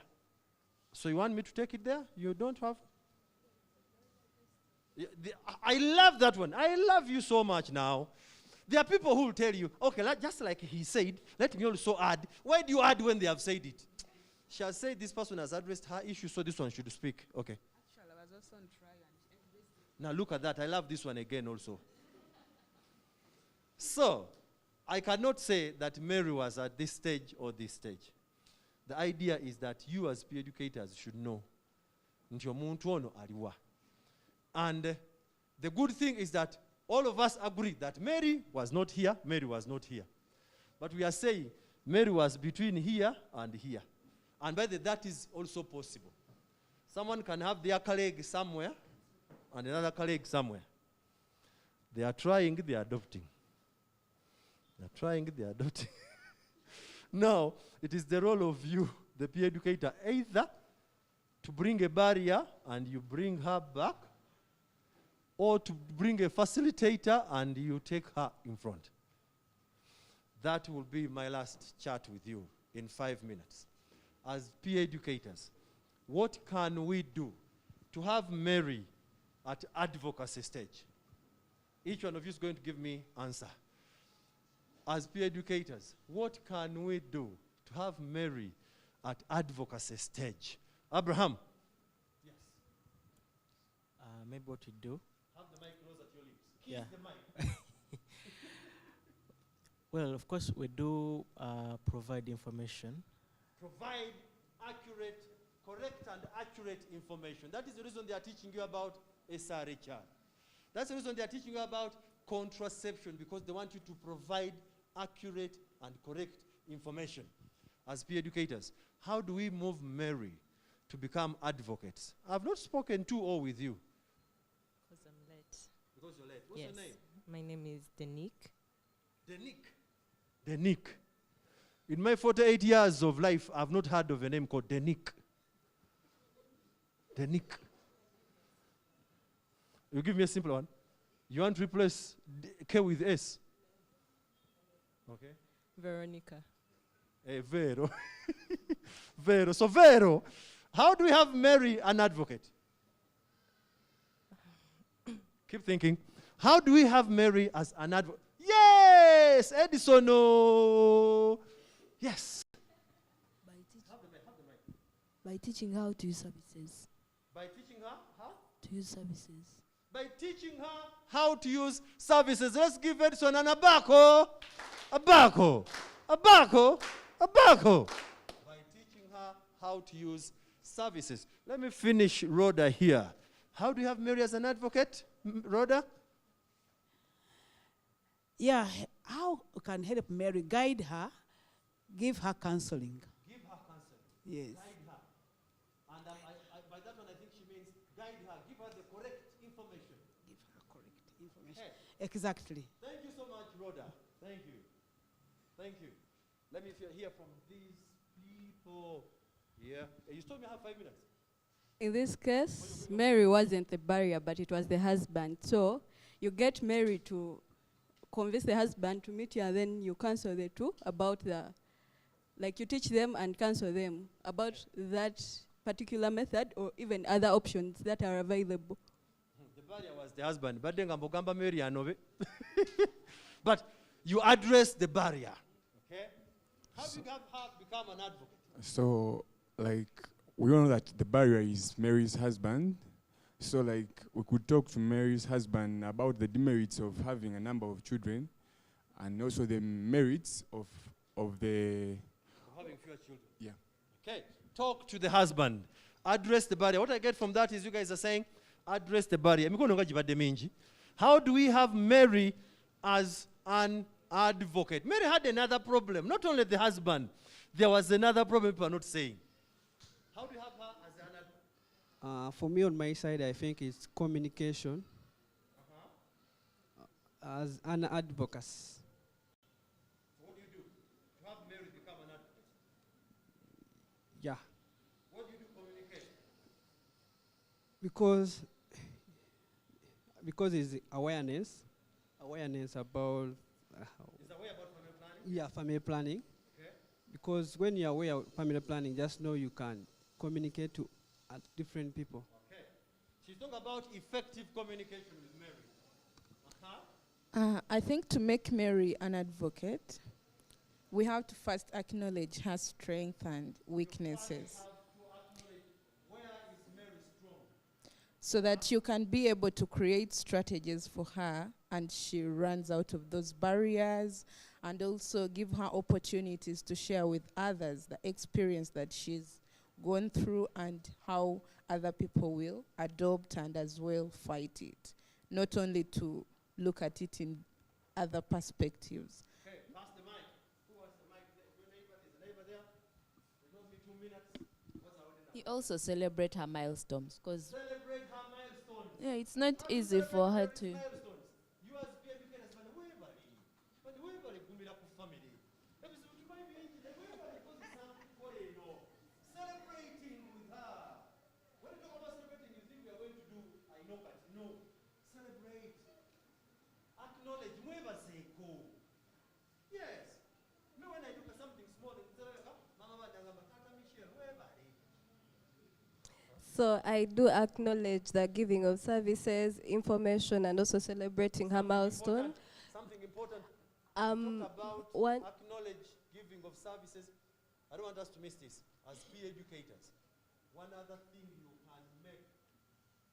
can use to make Mary an advocate is by referring her to where the services are. Because we're totally dual. Okay, let's continue. So you've actually I said spoken it. my yes. Sorry, Okay, but mine was not referral to the health services since she had already gone to the health unit, but mine was referral to the family unit at the local council because her husband was threatening to beat her. That comes back to GBV, which would also be a barrier. Okay. So she's saying because the husband was threatening to beat her, you could refer Mary to abobuyinza, abakama. Abobuyinza. Ask you a question. You said Mary's husband was a problem. There was another problem for Mary in that story, which you people did not tell me. And if you see it, then you will get Actually, the method she used kind of strained her financially. She was strained financially. Mary had a problem with finances. So I think it would also have been better, like they give her other options that are kind of cheaper. Other options that are kind of cheaper, or there are free services at government health facilities, or tell Mary that about reach your hand tujja kubeerawo ku lunaku olwokusatu buli nkola yonna ejja kuba ya bwereere. Refer her to where services are cheaper or free. Though these hands I want to finish and I rest, not in peace, because that is a different thing now. When you want me to rest in peace, you're not njagaza. Nagala kunzita. Bashir, finally. Finally, Bashir. Oh, thank you so much. Yeah. I remember when Mary went to hospital, the nurse was not friendly. Yeah, she was tough. So I think the nurse and Mary have to be friendly. Yeah, so that Mary can feel comfortable at the health. How do we ensure that the nurse is friendly?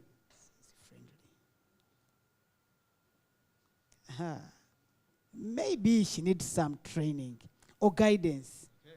Okay. But how do you handle such people? How do you handle such people at workplace? How? Gabriel is asking, how do you handle nurses who are unfriendly? Where we work, as Reach Your Hand, we work with the government. Because we do work for the government, we work with the district health office. If there's a nurse who is unfriendly, where you have been posted as a peer educator, you can report to these structures that I send my young people to a certain health center, but the young people come back and are telling me, but the nurse chases them away. You see? So that is all the work of the peer educator. Ladies and gentlemen, can I request us to stand on our feet if you can? Stand up on your feet if you can. Nze ngambe ba peer abemabega sibaagala mwe mwebake n'okwebaka. Okay. All right. So what you're going to do as we finish this, I want you to get a friend. I want you in pairs. Pair is of 2, eh? Can you have a pair of 4? Okay. Now in that pair, I want you to tell your friend what stood out in the session. What is that thing that hit you? What stood out in the session? You have 1 minute to do that. Nyabo. We want them to share. Oh, he's doing it. What stood out in the session? You have 1 minute to share with your colleague.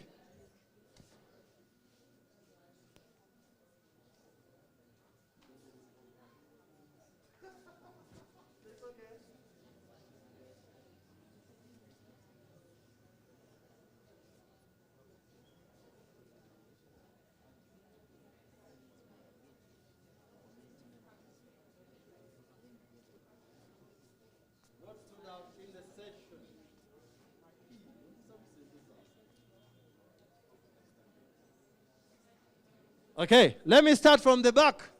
What has she said? What stood out for her? At least I want to go. Nganjogeddeko ne veeru.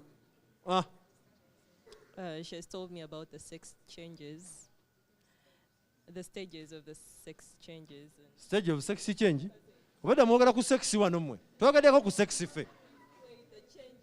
I mean, the changes in behavior and how you can advocate them and ensure that people know about. Okay, what stood out?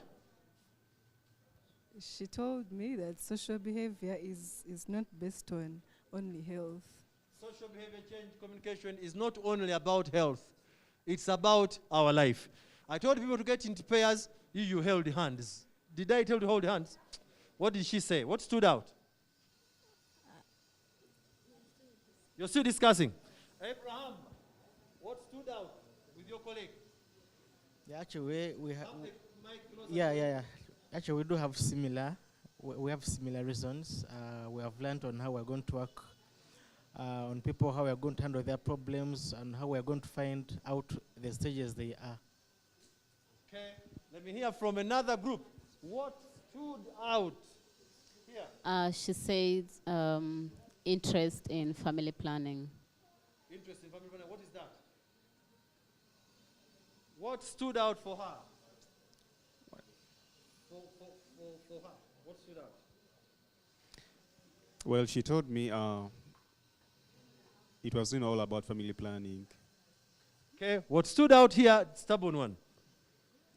Yeah, said like what stood up was the stages, specifically awareness, like being aware about something to change. Like, what did she say? She said, like, on the stages, the awareness and the interest, because someone has to first get aware of something and then gets interest. So okay, let me go to this group. What stood out here? Yeah, she told me everything stood out. Everything throughout stood out for her. Yeah. Then she did not get anything. Okay, what did he tell you? What stood out for him? He told me that Mary's story stood out because knowing the fact that anyone can get to know their problem and get interested to find out how to overcome their problem, something can still hinder them to get to the solution. All right, thank you so much. And this group? With the mic? Yeah, she told me what Have the mic closer, Delhi. She told me what stood out was the husband of Mary making her being in both trial and adoption stage, and what we have talked about how to solve that to put Mary at the adoption stage. Okay, so what stood out for her is that actually women face barriers. Because the husband of Mary is making her be there. So women face barriers, or people face barriers changing behavior. But as peer educators, it is your role to move them. She said what stood out for her was Mary's story, basically the fact that she was unable to get the second injection. She was unable. We finish with the group there. Get ready. He told me knowing the use of the person, how you can help her or him in which situation they are. Knowing where a person is and how you can help them move. Okay, someone is dying to say something here. Well, what stood out for her is the communication change. And then secondly, SBC is not what? It doesn't deal with health, but it's in a general thing. Okay, it does not deal with health, but generally all of us. Yeah, my point here is about awareness, creating awareness, giving the right information to people. Giving the right information to people. Ladies and gentlemen, let's give ourselves an abaco. Abaco. Abaco. Abaco. Kalavanda. Kalavanda to all of you. You guys may get seated. Okay. So now it's your time to ask me questions.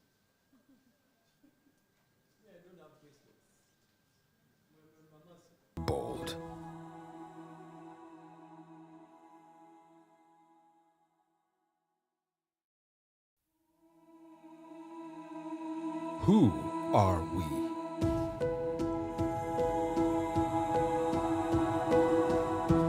We are that far-reaching hand, going deep to the front lines to achieve continuous breakthroughs, simplifying health information and bridging the information gaps in communities. We are transformers, transforming lives with a strong belief that young people have the power to create a better future for themselves. We don't only have a strategy, we have a purpose to build and empower young people through our programs. Taking advantage of new trends and opportunities to respond to the health needs of all young people. We don't only have a vision statement, we have a vision of a world of young people making right, informed life choices. We are not just a youth-centered organization, we are champions of an informed and empowered generation. Champions with promise to keep building systems that empower and improve livelihoods, health, and the quality of life for different communities, most especially young people.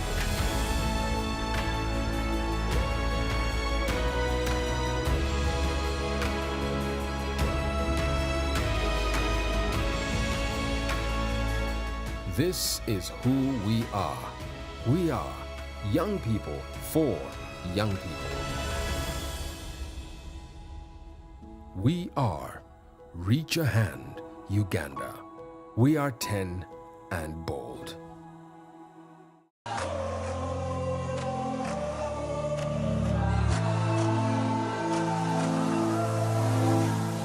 Ninsibe ekitongoro kya Reach a Hand kyabasa kwija omu kicweka kyaitu kya Kakoba ketwisiyaho obuheereza bwa busha kikyebera siriimu family planning abakyara n'ebindi bingi so nimbasiima munonga mwebare kwija omu kicweka kyaitu kutwisiyaho obuheereza bwa busha nyowe naabasa kubutunga bankyebera akakooko ka siriimu so nabo babasa kukitwariza gye kurungi mwebare munonga.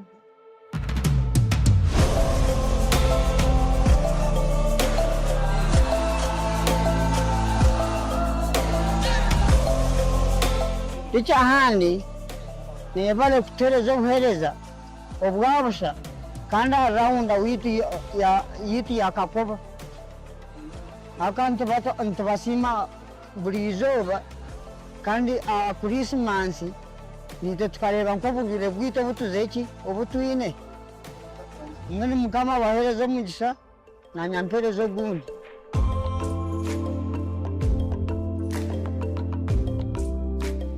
Tubaza ekitongole kya Reach a Hand ekyatusaba obuheereza burungi omu mwanya ogwa Kakoba bakebera siriimu bakebera puresha byona ebyo bakebera byona babibaza okubaheereza omwaka omusya Merry Christmas and Happy New Year.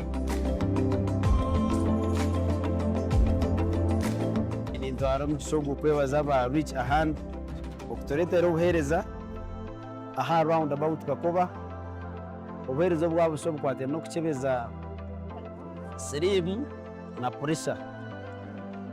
Ntweta abataahi baitu okwija bakakyebeza kandi ntubendeza Christmas enungi n'omwaka 2025 ogwihorere.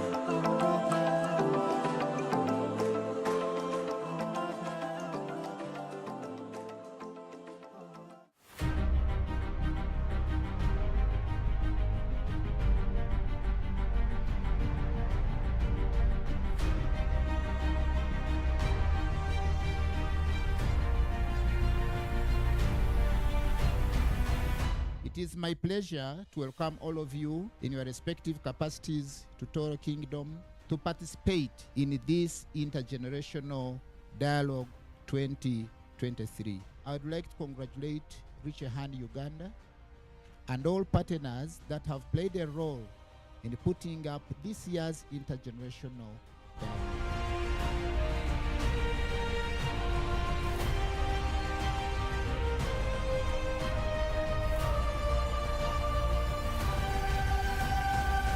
In the Toro region today, we have an enemy with us. It is clear that HIV prevalence in the region is higher than in many parts of the country at over 10%. Teenage pregnancies are beyond 28% in some parts of Toro. This is completely unacceptable. During COVID, 200 girls got pregnant by their own fathers. What is the root cause? Why are our girls getting pregnant, so that we can address that issue?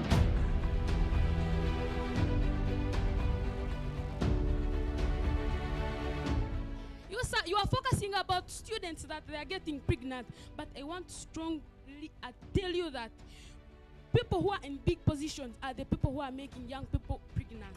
That those of us who are old, we are speaking to our children, and we forget that we are in our own world and the children are in their world. The future is better when you protect this young age from stumbling. And so we are on a mission to revive space for parents to sit with children and talk about issues that matter. All of us, we need to ensure that we advocate, we sensitize parents, we mobilize parents to take up their responsibilities. From all what we have had, both old and young, we have no peace. The only way we can walk the talk of peace building is doing the right thing with the right person at the right time.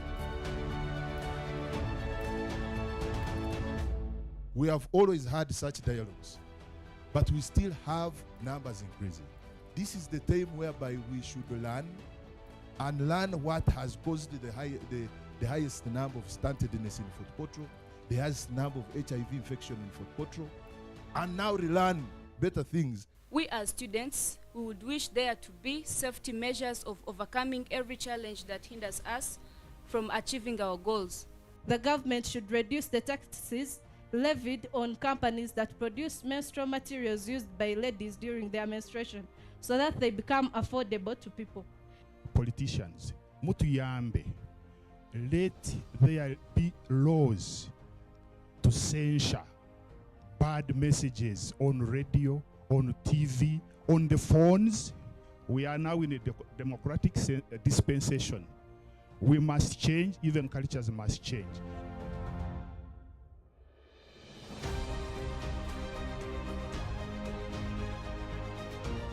So young people, rise up and support yourselves. Rise up to the occasion and show that you can be better.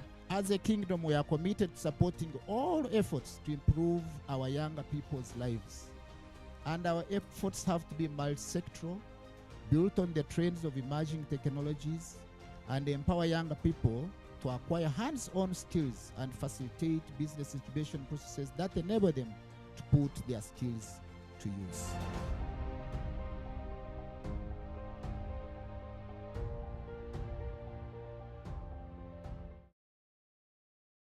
Mutani wa Kenya Vice President. Erinnya walijjawa. Ndi wa kika ki? Muli mu kintu. Ladies and gentlemen, thank you so much.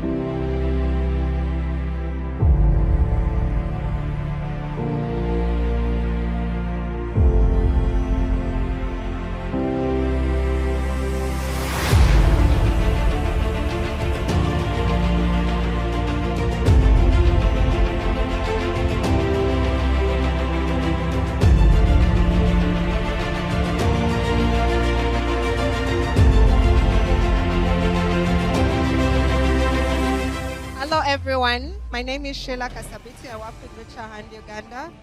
I'd like to thank everyone who has been part of the I Know Kati campaign. This is an annual campaign that we work with to ensure that we are reaching out to young people in difficult or hard to reach communities. with information on HIV and AIDS.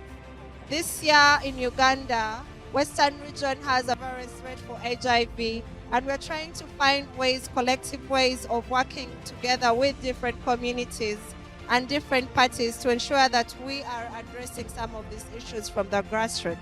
So the I Know Kati campaign this year has been brought to Mbarara district to ensure that we reach out to the young people, to all members in the communities with the information they need and the services they need in terms of HIV counseling and service provision.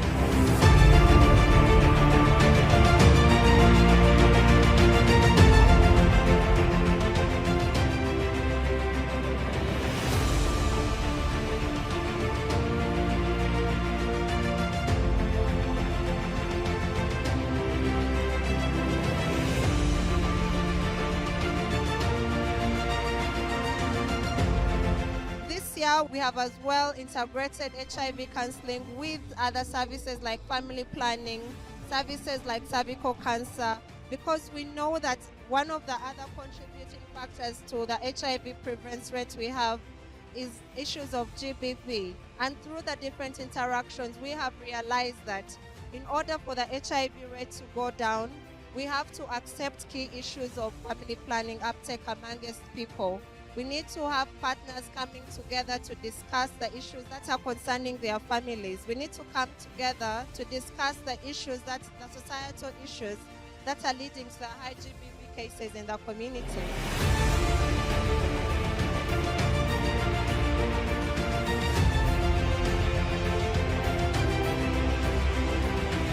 What we want to see under the I Know Kati campaign, we want to see an HIV generation, especially amongst the young people. We want to see very low cases of GBV or none in the communities that we are working in. And we hope that while working with you, we shall be able to address some of those key challenges together.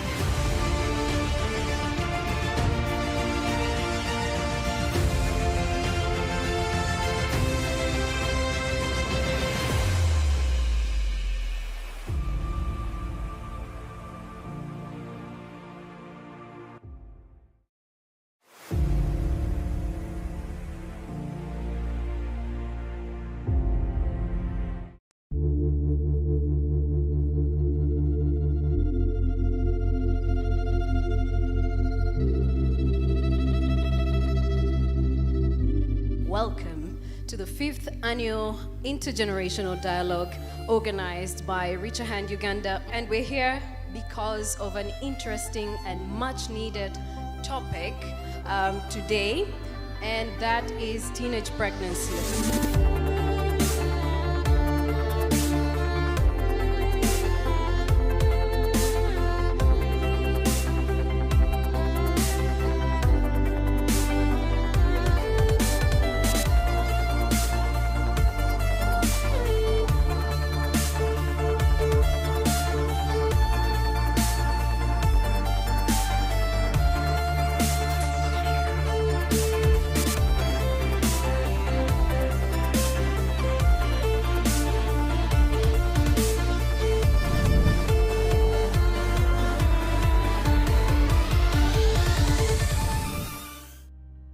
Reach a Hand Uganda has over the years contributed to enabling young people make informed choices through youth empowerment, behavior change communication, and sexual reproductive health rights information. We have been hosting this dialogue since 2014, and we are glad that we are still here and going strong. As Reach a Hand Uganda, together with UNESCO and the Voices for Health partners, has all been gathering information, commitment from the different health teachers around the country. The last 2 weeks we launched one of the best series production called Chadala.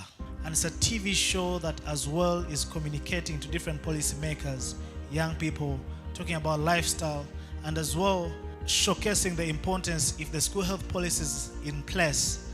That means we shall have no teenage pregnancy in Uganda, 0 rates of HIV and AIDS, and that's what we really stand for as an organization. The discussion we're having here today is not a discussion that is out of nowhere. It's a discussion that requires the commitment, the appreciation of different stakeholders. Uganda has the highest rate of teenage pregnancy in sub-Saharan Africa. Every year, 25% of teenagers become pregnant. These teenagers make up 34.8% of Uganda's population. The situation is unacceptable, and we must immediately take urgent and accelerated action to address this silent epidemic. There is no doubt that the question of information and services is a very important question when it comes to dealing with teenage pregnancies. We as the youth being restricted from this kind of information, trust me, we are going to knock walls everywhere. The government is failing to look at the reality, and at the end of the day when such things come up, they are also looking in shock as if they're coming from another world. How do we reach each and every young person on the ground? We need a joint effort by adults, young people, and children in finding solutions to the greatest challenges of our time. It begins with us. It begins with you. It begins with me. For the good of the girl who has gotten pregnant, it would be better to give her every opportunity to return to school. The duty is with us, the parents. Charity begins at home. As Richer Hand, we are so much committed to make sure that we work with various partners, various individuals, different schools, to make sure that this discussion can also go beyond borders. Lucky enough that we are having policymakers in the room that are going to take our voices across or outside this room. I urge all religious leaders, cultural leaders, local leaders, families, teenagers as peers, and young people to play your part in ending teenage pregnancy by becoming gatekeepers and role models to positively influence the aspirations of our girls and boys. I therefore congratulate Richer Hand Uganda for annually organizing the intergenerational dialogue.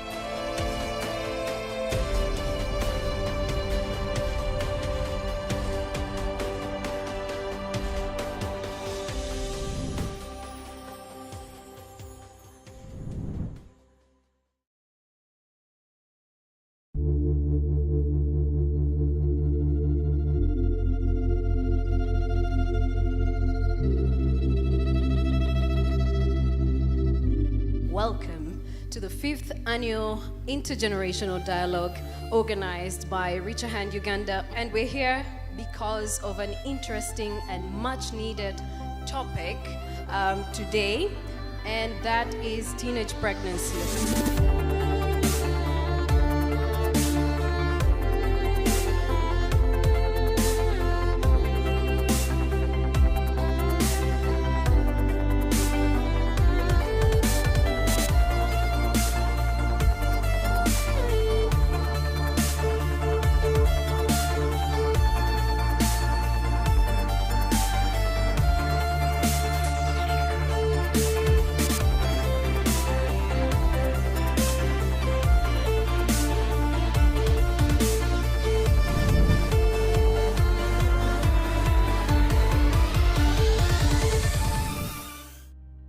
Richer Hand Uganda has over the years contributed to enabling young people make informed choices through youth empowerment, behavior change communication, and sexual reproductive health rights information. We have been hosting this dialogue since 2014, and we are glad that we are still here and going strong. As Richer Hand Uganda, together with UNESCO and the Voices for Health partners, has all been gathering information, commitment from the different health teachers around the country. The last 2 weeks we launched one of the best series production called Chadala.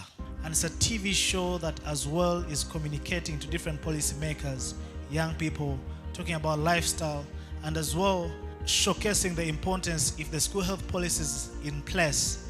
That means we shall have no teenage pregnancy in Uganda, 0 rates of HIV and AIDS, and that's what we really stand for as an organization. The discussion we're having here today is not a discussion that is out of nowhere. It's a discussion that requires the commitment, the appreciation of different stakeholders. Uganda has the highest rate of teenage pregnancy in sub-Saharan Africa. Every year, 25% of teenagers become pregnant. These teenagers make up 34.8% of Uganda's population. The situation is unacceptable, and we must immediately take urgent and accelerated action to address this silent epidemic. There is no doubt that the question of information and services is a very important question when it comes to dealing with teenage pregnancies. We, as the youth, being restricted from this kind of information, trust me, we are going to knock walls everywhere. The government is failing to look at the reality, and at the end of the day, when such things come up, they are also looking in shock as if they're coming from another world. How do we reach each and every young person on the ground? We need a joint effort by adults, young people, and children in finding solutions to the greatest challenges of our time. It begins with us. It begins with you. It begins with me. For the good of the girl who has gotten pregnant, it would be better to give her every opportunity to return to school. The duty is with us, the parents.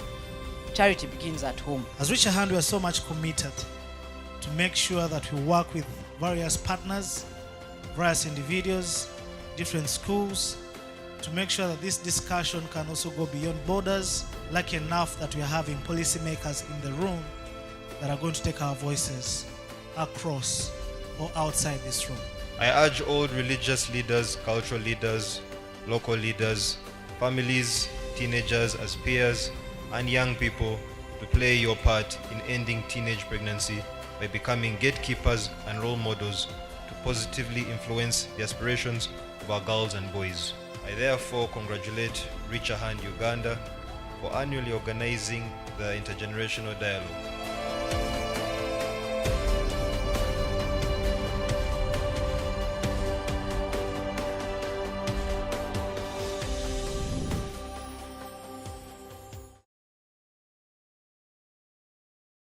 The beginning of time she stands tall, a queen with a smile that conquers all. Her beauty extends beyond eternity, her tenacity vicious and bold endures all. With hands that soothe and eyes that gleam, she turns every house into a dream. At the heart of her home like a drum, she's the beat of your mama. Muchala, her love is replete. A gem whose worth is beyond measure, defying societal bounds thrown against her nature. In every plight, her resilience knows no bounds. She is a warrior, Fierce and brave, her scars tell her story. Oh, her glorious story of battles fought and won, near, far and wide. Mazima ddala mukyala muzira, mukyala wa kitalo nnyo, mukyala mukozi ddala era mukyala atalera ngalo. In every boardroom, she commands with grace. At home, she nurtures with taste. At school, all she does is ace. She is a shooting star traversing space. A captain gracefully steering her ship. She is a leader bold in every space. And her body, oh, her body she's reclaimed. With knowledge as her armor, she's armed to the teeth. Navigating her sexual choices with wisdom beneath. No longer subject to others' expectations. No longer a pawn in a game of control. She takes control. In the digital realm, she takes a stand. With clicks and taps, she raises her hand. Harnessing take, she makes her demand. With every tweet, every post, every share, she amplifies thousands of voices. Breaking the silence, fighting online gender-based violence. Through pixels and screens, she empowers women across the globe, rewriting the code of equality, breaking the chains of iniquity. She spreads her wings, a butterfly in flight, her spirit sings, shattering boundaries with grace and might. She lives her life as a radiant light, morphing and evolving. She continues to soar. She is ready for more.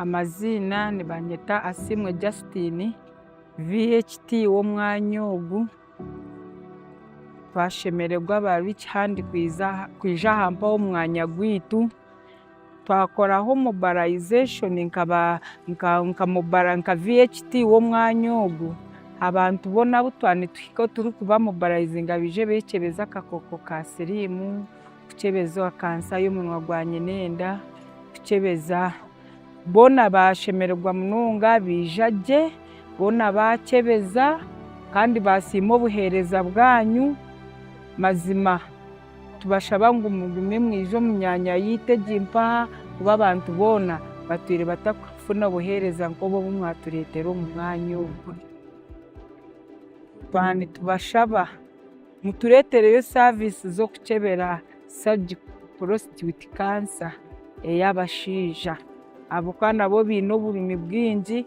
mukora aha bakazi bonka abashaija timuri kubakoraho nabwo bwo buheereza aba Rich Hand twani tubashaba nabwo mubutureetere.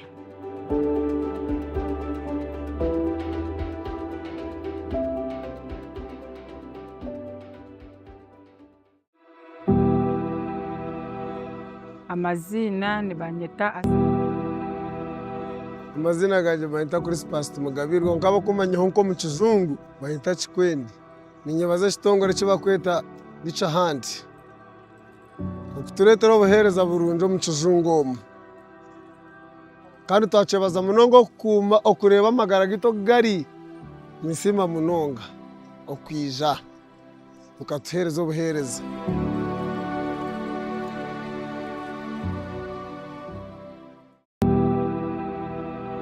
Amazina ganje bayita Christmas Mugabirwa nkaba kumanyaho nko mu kizungu bayita Kikwendi ninyebaza kitongore kibakweta Rich Hand turetera obuheereza burungi omu kizungu omu kandi twakyebaza munonga okukuma okureba amagara gito gari misima munonga okwija ukatuheereza obuheereza.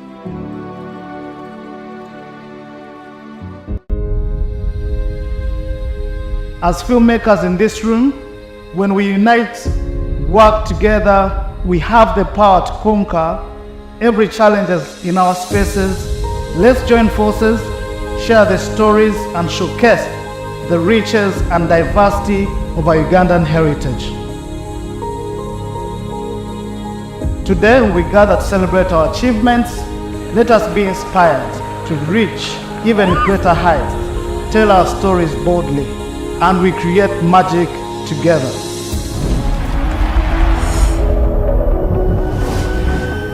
Tonight is a celebration to honor each and every one of you. Ladies and gentlemen, welcome to the 2024 Icon Awards. On behalf of Rich Hands, we thank you very much for honoring our invitation to celebrate one of the most important industries world over. This room is filled with the trailblazers, the pioneers, and of course the icons that form the true backbone of our Ugandan TV and film industry.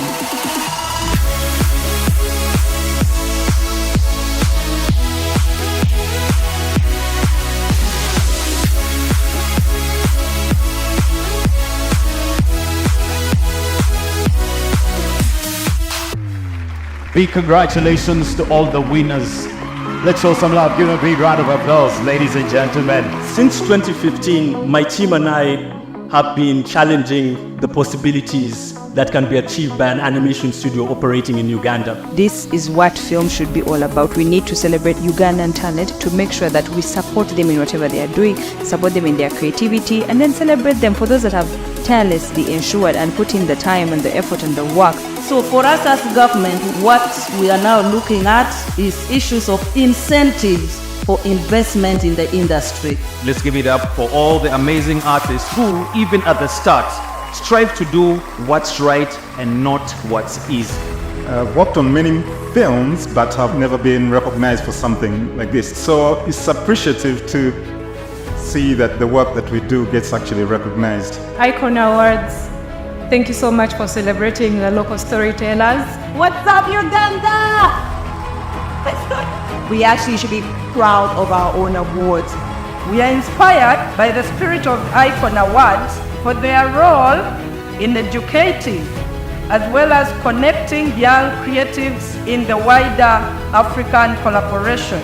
You can imagine, as a Ugandan, in the Ugandan film industry, I had to leave my job, but we believe in this industry. No one knew me, I didn't know how, but today I'm here. Not only am I invited, I'm a nominee. Not only am I a nominee, I'm the winner! Thank you! Thank you! My Uganda creatives, I just have one word for you. Just keep pushing. Keep knocking on that door until it opens for you. Believe in yourself and just make sure you tell the right stories. Each award that you receive, it adds a brick to your creativity. Thank you for appreciating us, Icon Awards. Thank you so much, Icon Awards. Thank you, Icon Awards. Let's keep doing this. We want more of this. We want it to keep getting better. And now it's in Uganda. As we go, it's going to be like the whole of Africa.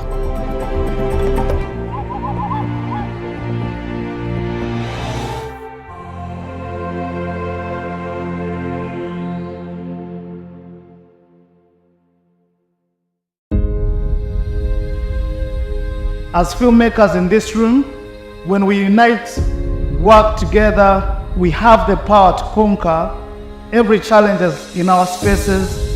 Let's join forces, share the stories, and showcase the riches and diversity of our Ugandan heritage.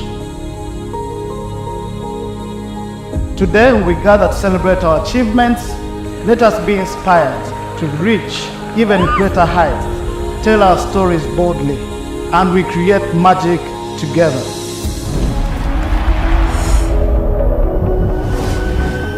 Tonight is a celebration to honor each and every one of you.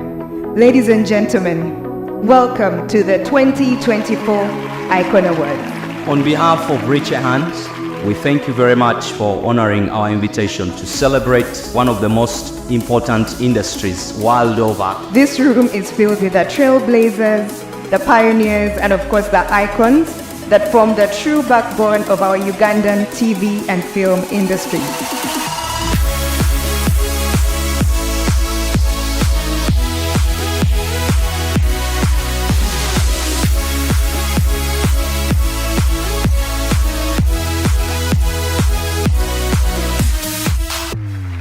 Big congratulations to all the winners. Let's show some love. Give them a big round of applause, ladies and gentlemen. Since 2015, my team and I have been challenging the possibilities that can be achieved by an animation studio operating in Uganda. This is what film should be all about. We need to celebrate Ugandan talent to make sure that we support them in whatever they are doing, support them in their creativity, and then celebrate them for those that have tirelessly ensured and put in the time and the effort and the work. So for us as government, what we are now looking at is issues of incentives for investment in the industry. Let's give it up for all the amazing artists who, even at the start, strive to do what's right and not what's easy. I've worked on many films, but have never been recognized for something like this. So it's appreciative to see that the work that we do gets actually recognized. Icon Awards, thank you so much for celebrating the local storytellers. What's up, Uganda? We actually should be proud of our own awards. We are inspired by the spirit of Icon Awards for their role in educating as well as connecting young creatives in the wider African collaboration. You can imagine, as a Ugandan, in the Ugandan film industry, I had to leave my job, but we believe in this industry. No one knew me, I didn't know how, but today I'm here.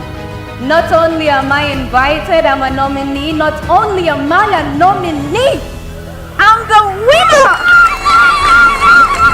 Thank you! Thank you! My Uganda creatives, I just have one word for you. Just keep pushing. Keep knocking on that door until it opens for you. Believe in yourself and just make sure you tell the right stories. Each award that you receive, it adds a brick to your creativity. Thank you for appreciating us, Icon Awards. Thank you so much, Icon Awards. Thank you, Icon Awards. Let's keep doing this. We want more of this. We want it to keep getting better. And now it's in Uganda. As we go, it's going to be like the whole of Africa.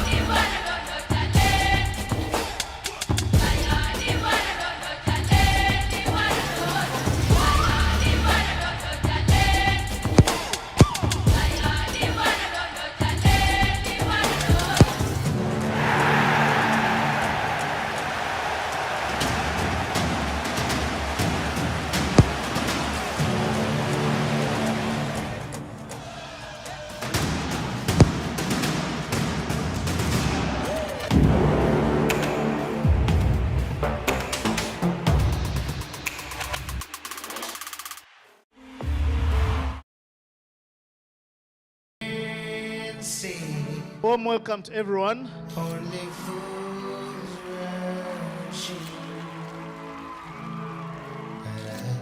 Icon 25 has just started today. First and foremost, we are increasing the nominee slots from 4 to 5.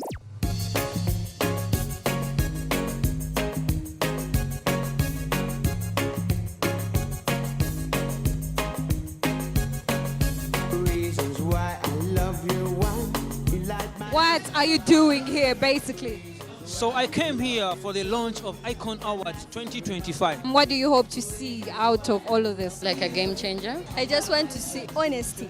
Really to have fun, enjoy the experience. I've been attending all the Icon Awards since the inaugural one, and I was the MC for the very first launch. Icons is like my family now.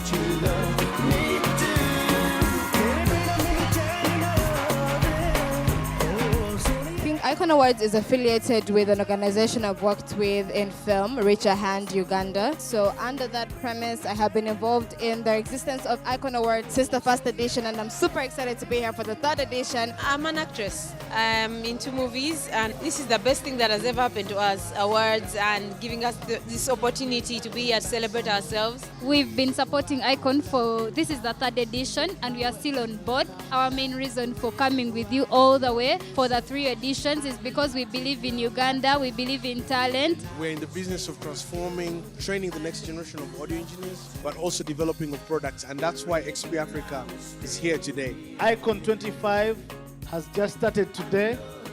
Let's engage, let's network, let's connect and learn from each other. I thank you and welcome to Icon 2025 Activate.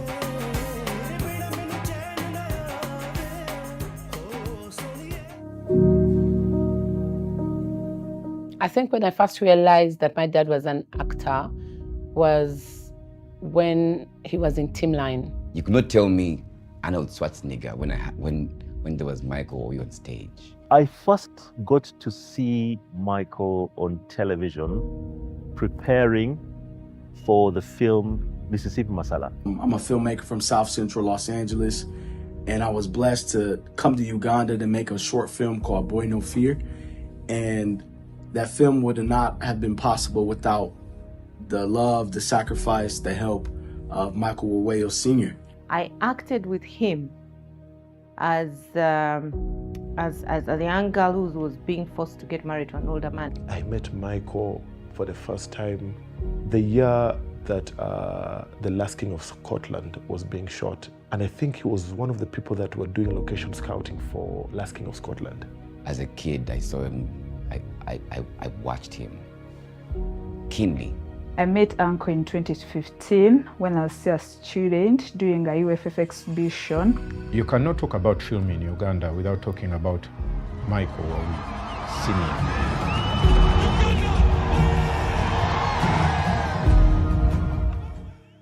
Stone Cold was a film that I first worked on with him.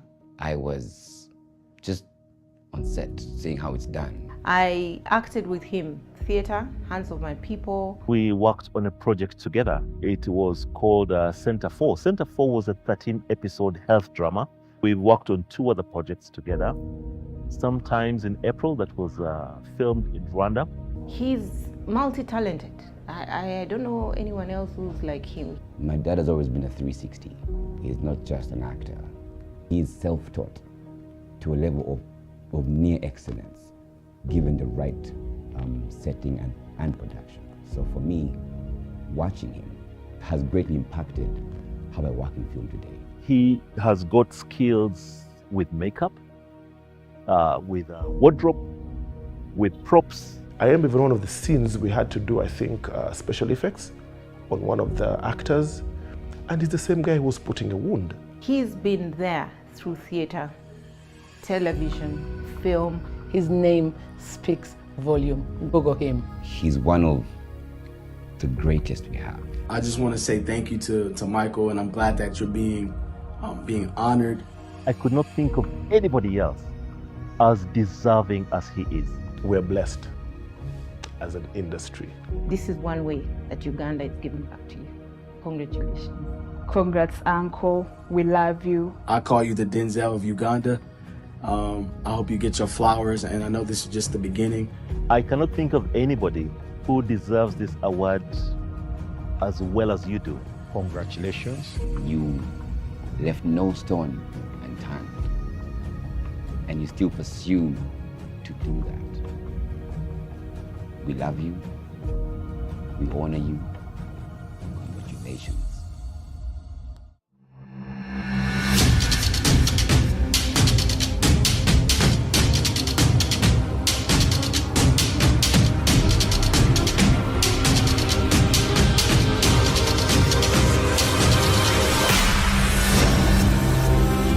Welcome to the first edition of Icon Awards. Today, all of us are winners, and today is a day that we have started history together.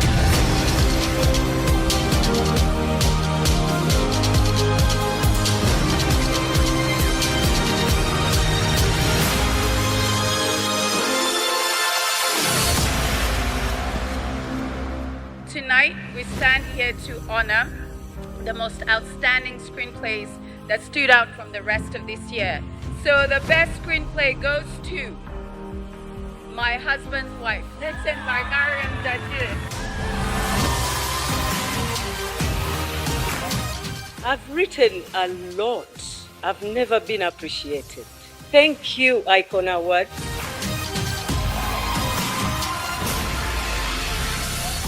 And the winner for Best Actor in a TV Series is Alan Kutus from Zion.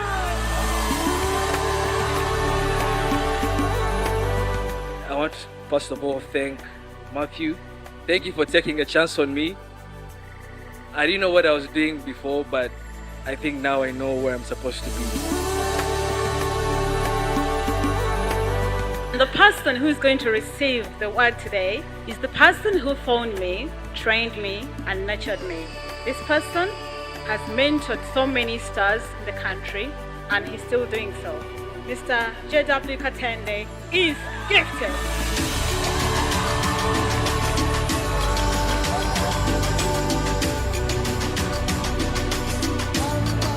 I wasn't expecting this at all. Thank you very much. From experience, I know that just one costume like this can change how an actor or dancer performs their role. And the winner is Bedroom Change.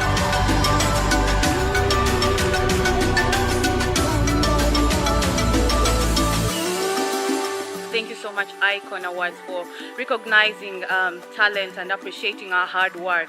Let me encourage all those people out there who are teenagers. I mean teenagers, not teenagers. Please come on board.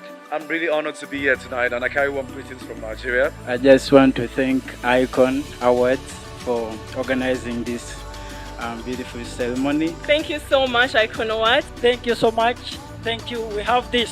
It feels nice to win. Prestige family, this is yours. Thank you very much. This is really big.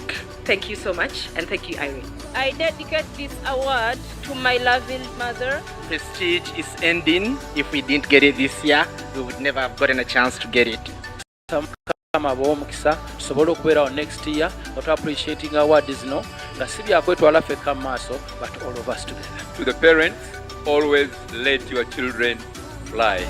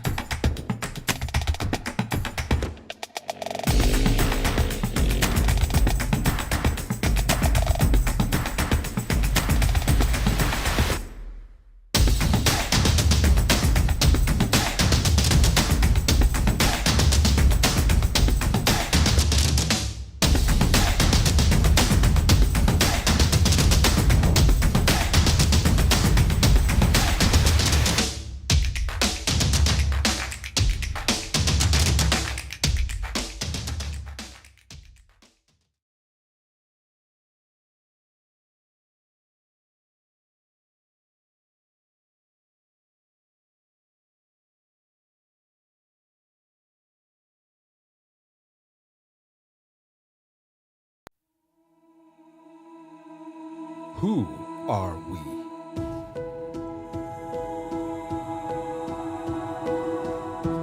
We are that far-reaching hand, going deep to the front lines to achieve continuous breakthroughs, simplifying health information and bridging the information gaps in communities. We are transformers, transforming lives with a strong belief that young people have the power to create a better future for themselves. We don't only have a strategy, we have a purpose to build and empower young people through our programs. Taking advantage of new trends and opportunities to respond to the health needs of all young people. We don't only have a vision statement, we have a vision of a world of young people making right, informed life choices. We are not just a youth-centered organization, we are champions of an informed and empowered generation. Champions with promise to keep building systems that empower and improve livelihoods, health, and the quality of life for different communities, most especially young people.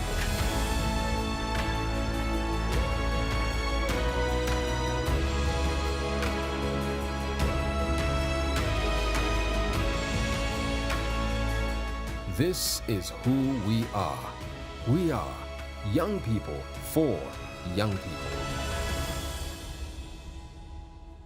We are Reach a Hand, Uganda.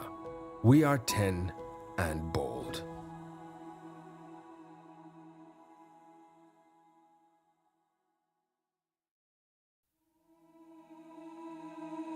Who are we?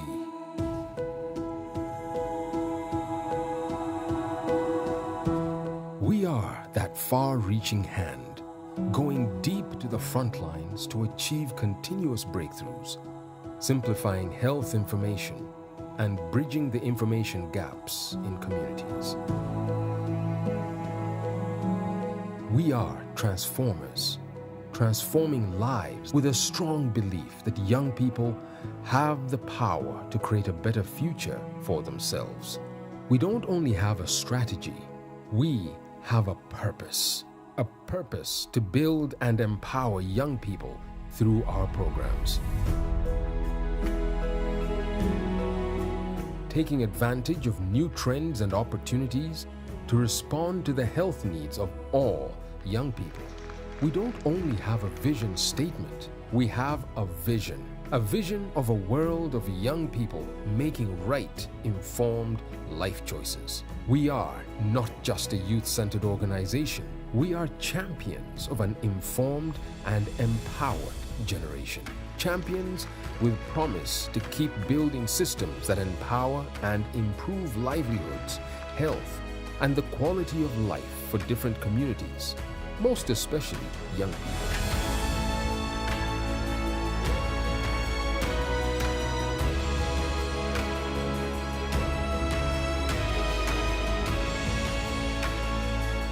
This is who we are.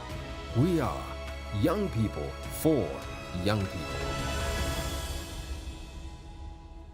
We are Reach a Hand, Uganda. We are 10 and bold. And team, thanks a lot for inviting us to speak to the peer educators. But also, congratulations upon this.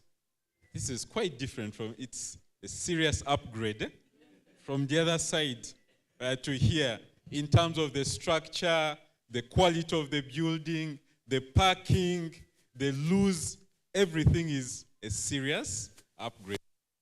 Congratulations. Yeah. A hand clap to us. We did it together. So just to mention something a little bit about what I do. So I am the team leader and also the program manager at the Internal Risk Management Group. I am a PhD student at UNICAF, and I've done a little more courses during my many years in existence, but also I support in capacity building under the UNPCR network group that is a global entity. We also have a collaborative effort with Interpol. You guys have heard of Interpol, or you've seen Interpol in movies, all right? So we support with people that commit crime in Uganda and run into another country. So Interpol supports track these people and make sure they are got. But also, we work with a certain organization called CHS, which is a Core Humanitarian Standard Alliance, which is a global entity that supports with safeguarding. Oh, what is this for? Oh, it's a microphone, eh? All right. Okay. So that's what I do. And those are my numbers. Should you feel I'm resourceful and you want to talk to me? All right? You want to know my status? Do you? Yeah? Do you? What status do you want to know about me? HIV status? As of the last time I tested, I was negative. Sorry? Now, I'm not very sure. But I'm still, I'm negative, yeah. Any other? What do you want to know? Yeah, what status do you want to know about me? Marital, for those that are interested. Hey, how many children do I have, or do I expect to have? For those that I know. Those are hard questions, eh? The ones that I know. All right, so yes, I'm married. I have 2 beautiful daughters. The firstborn is 16 years of age. She's hot, by the way. Boys, eh?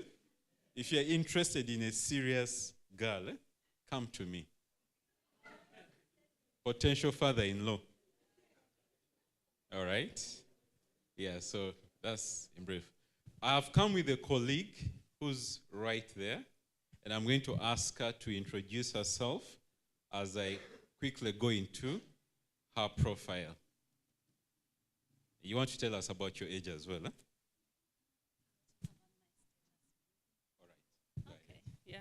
Thank you so much, Henry. It's such a pleasure to be here, to meet with all you beautiful people. My name is Nabikolo Diane Osiru, and what else was I supposed to talk about? My status, HIV? Okay, as that when I last tested, it was negative, and I believe it still is. Okay, so any other status? I have 4 children. The first is 19 years old. She's at university in first year. And the next one is 17. A boy. The first one is a girl.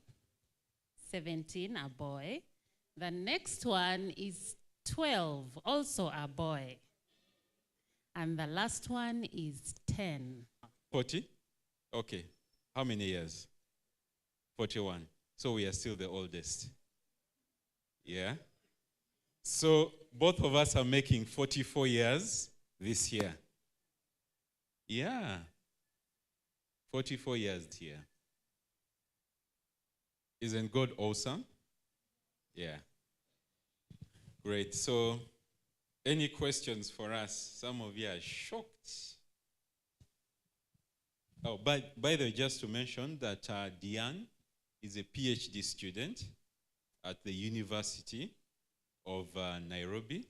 She also has a master's in agri-business management and a bachelor's in that. So, part of our team really is about the experience that we have.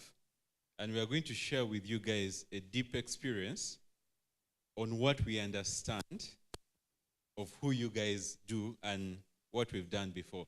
Let me mention this. I worked in the education sector for 10 years. And I was in charge of over 100 institutions across the whole of Uganda. And one of the things that we faced, or one of the things that most of the female counterparts faced during our work then, because I started working in the education sector in 2009 up to 2019. I was in charge of Central Region. Then I went to become in charge of Karamoja Region. And it was bloody. Being in Karamoja Region in 2012, it was very difficult. And when I talk about very difficult, it's in a sense that life, especially for the ladies, was hard. There are times when, for you to get to Moroto, for instance, early enough, you needed to get to the bus by 4 a.m. The likelihood of you getting to Moroto by 6 p.m. was almost 10 to 20%. So sometimes we'd get there at midnight. So you've basically traveled for 24 hours. Now part of it is 5 hours of the bus getting stuck. And it's cold. And your neighbor's eaten eggs, mandazi, maize, and everything. And there are ducks jumping from here to there within the car. It was a total mess. And so that is who we are. We have a bigger team that is not here. So the internal risk management group works with quite a number of different people, including the UN. We also work with the Global Fund of TZ as well, Interpol, Charter for Change, and all these other people. But that's not the gist of today's discussion. What we've come to discuss today is something called safeguarding. How many of you have heard about safeguarding? Safeguarding? Those that are here, what is safeguarding? What do you think safeguarding is? Your guess.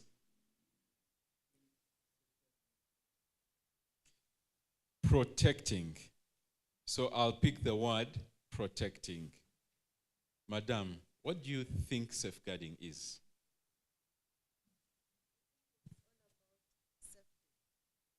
It's all about safety, all right? Who else? What do you think safeguarding is? It's all about safety, all right.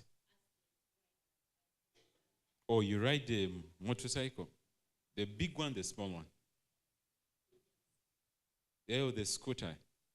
Ah. Yeah. All right. All right. All right. Okay. And for ladies, you don't have to be in a dress or skirt. Okay.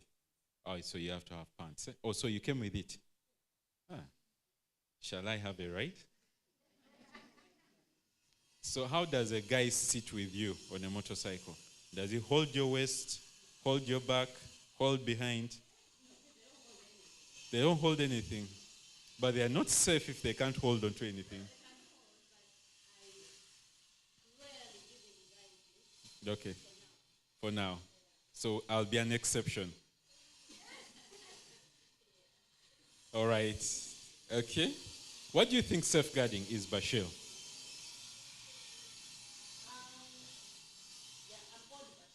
All right.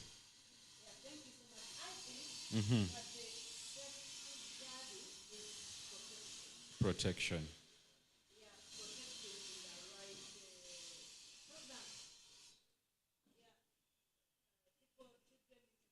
All right. Something like that. Eh? Companies' rights. All right. Okay. Any other person that can tell us, Hajat, what's safeguarding?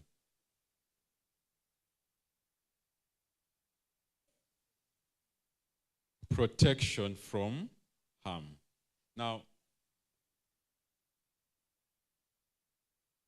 I'm going to mention this, and part of what I'm going to mention is just the experience that I've had over the years. I came back from Mbarara just yesterday, and while I was in Mbarara, a young 26-year-old staff member of a certain school vibed a student who is 20 years of age. Are you getting me? So the guys go into a certain hotel in Mbarara. They had sex for the night, came back. A month later, which was in December when we got to know the case, the girl was pregnant. And this is a student. The guy, when I talked to him on Wednesday this week, he denied that he did not do anything. But he demanded that we produce DNA results when the child has been given birth to confirm that the child belongs to him. I didn't know that prior to that, he had actually sent money to the girl to abort. And there was evidence that he sent money to the girl to abort. So the guy was having confidence that you bring the DNA results knowing that the girl had aborted. Now, what is very interesting about these two fellows is that one of them is a school administrator. The other is a student. But she's a student of age. Now, the girl had consensual sex. But because of the situation that we are going through, she told us that the guy raped her. And now we are supposed to go to police. Because anything that is rape in nature, it goes to police. But we asked the girl, are you sure when the guy walked with you out of the school gate, told you to enter a taxi, you went in the room together, what happened? The girl started narrating. The guy told me to remove my skirt, and I refused. And I had a wrapper. So the guy started pulling the wrapper, and he removed it. Then I became shy, and I looked away. I even slept. In the middle of the night, he started pulling my knicker. Then I pulled it back. Then he pulled it again. Then I said, but what does this guy want from me? Then I turned the other side. When he pulled it again, I turned and looked at him straight into the face, and he looked serious. And he told me, whether you want it or not, we shall have it tonight. After he pulled my knicker, I didn't know what to do. The moment he pulled down his pants, I started screaming. But there's a lot of music out there. So even when I screamed, no one would. So I went back to bed. The next thing, the guy was on top of me, and he raped me.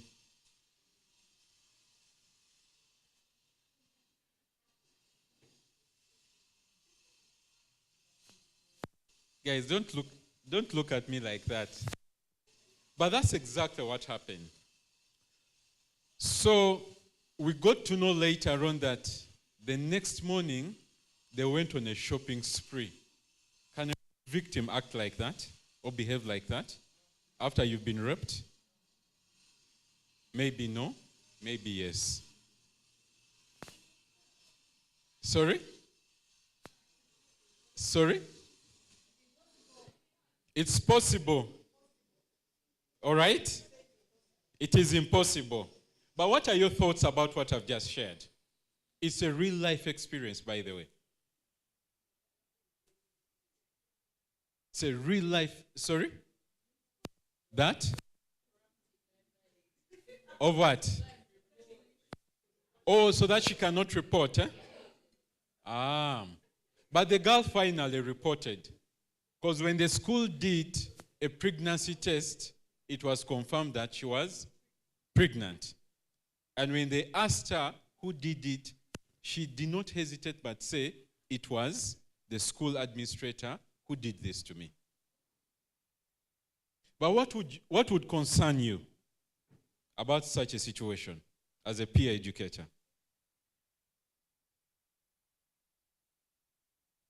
Oh, she's smiling. What's your name? So what would concern you as a peer educator? Yeah. The girl wasn't open. Pause there. She said the guy broke her virginity. What would be running? I don't know how many virgins are here. I am not one. You are not one. Hey. Okay. Mark says is one. But I want you to pause a little bit. If a guy that you do not like breaks your virginity, how would you react? Continue. A perspective. In the first place, what was the girl thinking if at all they were going to meet up in a certain place?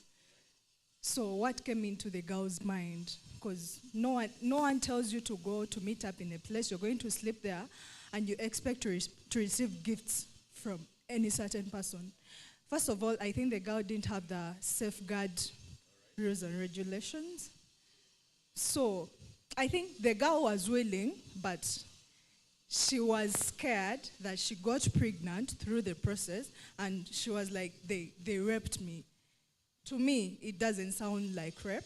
The girl was willing, really wanted to try it out. Yeah.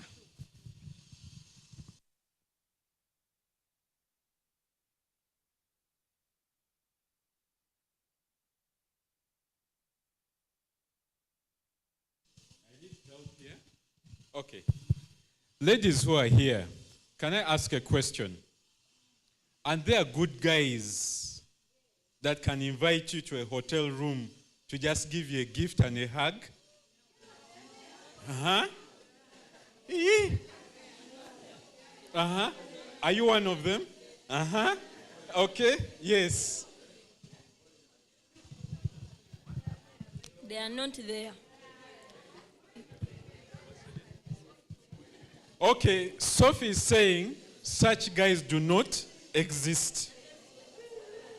All right? This is serious. All right?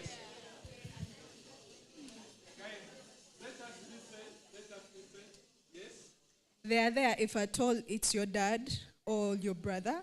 But if that person like invites you into a place, it's not a conference room, it's not a restaurant, it's a private place.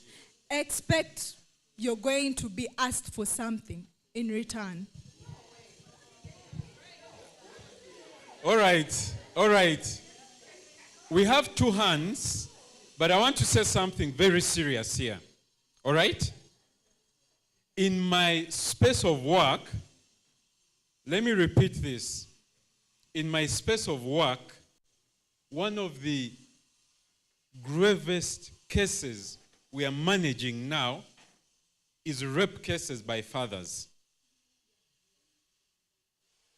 I want to repeat this. We were in a training last year, and I asked, most of them were mothers, and I asked the mothers in that room, how many of you are comfortable leaving your daughters with their fathers? And 90% of them said they are not comfortable.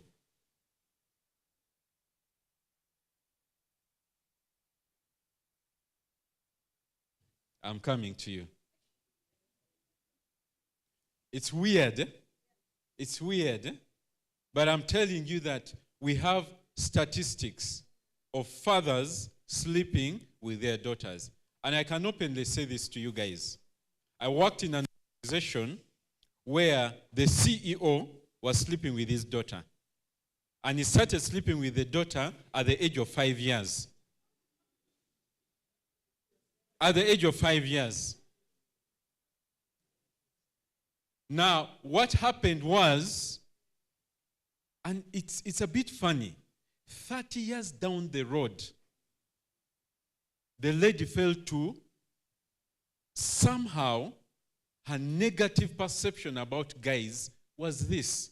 So even when she got married, she was hesitant to have sex. And even when she had sex, she struggled in life. And she opened up to the husband and said, by the way, as I was growing up, my father defiled me. He did all manner of things up to the age when I left home, and that was 16 years. So for 11 years, she was having sex with the father. And so we instituted an investigation, and we got to know that on top of the CEO sleeping with the daughter, there were 5 other players in the organization sleeping with beneficiaries that were below 16 years of age. The case happened in 1987, before some of you were born. The investigation was completed last year, when some of the guys were 80 years of age and were not in position to even mentally understand what was happening. We had another case recently in Gayaza of the father sleeping with the daughter. So we tried to manage the case, and we got the daughter and took the daughter to an uncle to support her. The girl came back after 2 months and said, what my uncle is doing to me is worse than what my father has been doing to me.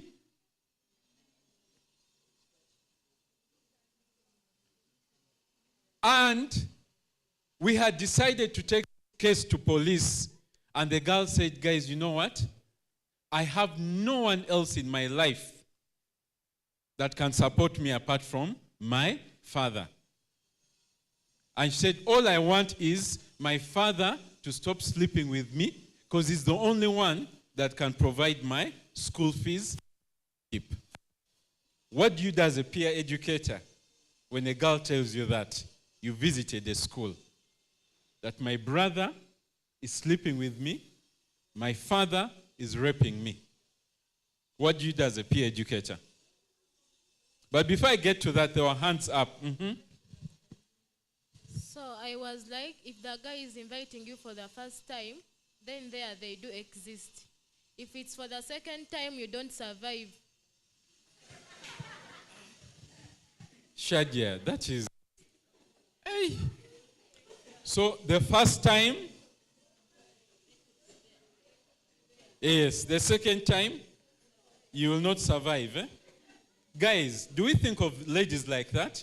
And there are ladies that can also invite you to their room when they want something from you. All right. There's a hand here. Inviting me to a hotel room specifically is a red flag itself. Even if it's my dad, I would never meet my dad in a hotel room. It doesn't make sense. It doesn't add up. Wow. This is serious. Okay, for me, I want to defend the male side first. Because, okay, there are gentlemen who do that, and they invite you in a hotel room specifically to do what they want. But I think it depends on the grounds at which you people are operating. If you decide to be normal friends, there is no way things can change unless any of you has interest in the other. But if the intention is to be your friend, they can invite you, and the intention to invite you is to discuss further on your friendship. It does not necessarily mean that when they invite you, you're going to bed straight.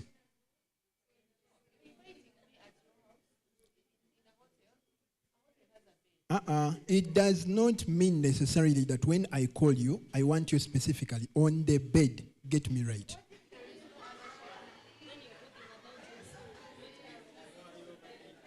So, guys, they are still genuine friends, okay? And guys, let me say this, that everyone in this room is entitled to an opinion and they'll need to be protected, not so? All right? And everyone has, and one of the things that we're going to discuss today is there's experience. I don't know whether any of you has looked at the statistics on defilement in homes for girls below a certain age. And I'm saying homes. Maybe your age group is a little different. Mothers are a bit protective. I don't know about fathers. But in our times, you would actually sleep in a house of up to 8 people. Boy sharing bed with boy. Boy sharing bed with sister. In the evening, we are playing Mommy and... You remember those things, eh? And we end up, and Mommy could actually be your cousin, and you end up in a bush, and you send the kids away that you go and cook. Mommy and Daddy are what? Discussing Mommy and Daddy things. Of recent,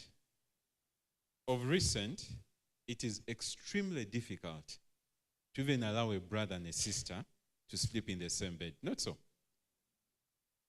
And examples are many. I'll give you another example before. I think your hand was up. I'll give you an example. One of the cases that we're managing was an auntie inviting her niece to her home, and the only place they had was the same bed. And in the middle of the night, the girl started touching auntie in a certain manner that was a bit uncomfortable. Then auntie assumed that this girl was simply dreaming, or she doesn't know how to sleep. The girl slept and now started touching the chest Auntie's like, but young woman, ooh, what's the problem? So by the time they got into the morning, the auntie found out that the school that she goes to, there's a high case of lesbianism. And she had been groomed into lesbianism. But let us think about, and I think this is a common narrative that we've had. During the COVID, you guys heard what happened. There is a boy that impregnated 2 sisters. Yes. There's a boy that impregnated 2 sisters. And that can be quite common in our setting. We've entered the Gen Z generation where the environment is very unpredictable at what people are capable of doing. You guys saw the case of the Lesotho guy. How do you sleep with 300 women? And for each of the women, they are doing exactly what Sawut is doing. You record, organize the image, post it on a certain platform. You have records of all 300 episodes, sexual episodes, 400 sexual episodes. Some along the road, others in the office, in the kitchen, in the bush, in the car, in the boot. How does someone do all these things? Friends, are we getting what I'm talking about? About exactly a month ago, I was talking to the team here, and one of our colleagues passed away. When the guy passed away, we asked, and this is very common in our community, that when someone passes away, they will look for the creditors and the debtors. Not so. But the other thing they look out for is the question someone asked me. How many children do you know that you have? Or even their mothers. So they will ask, whoever belongs or has seared a child with this guy, please come over. And we as staff members had gone there. One staff member stood up and went with 2 children. Another staff member went with 1 child. 3 staff members went pregnant for the same guy. 1 guy had impregnated 5 staff members in the same organization. Was the guy being smart? Were the ladies being daft? Guys, describe the situation. I'll start with you, madam.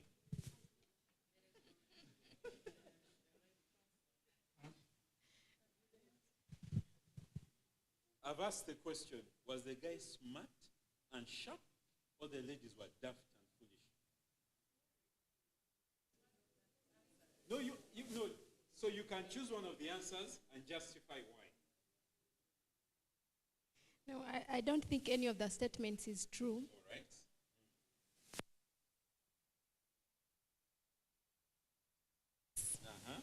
And of consent. All right. Yeah. So if right now I asked you to make out with you and you consented, does it make it right?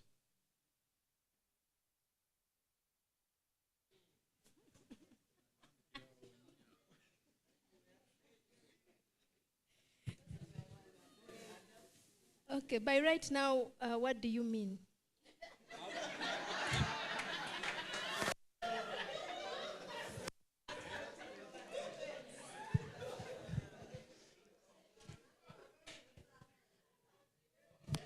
So, guys, you can hear the questions that are being raised. And for us as an organization, for those of us here that are in the system, and I think the separation seems to be very clear. Those that are here, all right?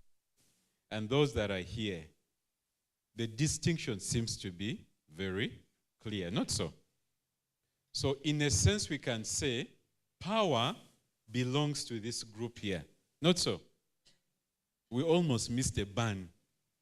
Some of us. Hey. And people were hungry. You have power over the ban. You had a choice, tell me, Henry, for you. You guys with 4 eyes have, so you'll not have. But what I'm trying to say is that under any circumstance that we are in, all right, we do what we call, sorry for disorganizing, we call the survival-centered approach. It doesn't matter whether you are willing or not. At this point is that you've become a survivor, you've become a victim, and you need support. I was talking to the guy that slept with a student. I told him, look here. This girl was 1 week away from doing her S5 examinations. And next year, sitting for her final examinations. As a man with the thought that you had, couldn't you at least use protective wear? And I'm saying at least. And I also asked the girl, and maybe she later on told me she didn't know whether the days were safe or unsafe. The other question to her was, what if the abortion had turned out to be berserk? What would you do? Because she bleeded for 14 days. Every single day she was bleeding.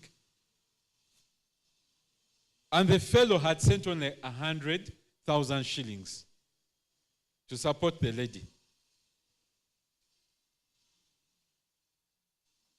And guys, these are serious concerns. And furthermore, I just want to mention a few things before we get into the conversation. That at least 80% of women in a workplace or in a community face some level of sexual exploitation and abuse. Is that true? It's very easy. If I walked into that main road with, who's the most beautiful lady here? Who? Oh, all of them are beautiful. All right, so if I walked with Sophie, if I walked with this beautiful lady, Sophie, to the main road, there are chances that every border guy will be dying. Not so. Not so. Eh? She's saying no. Unless it's a female border.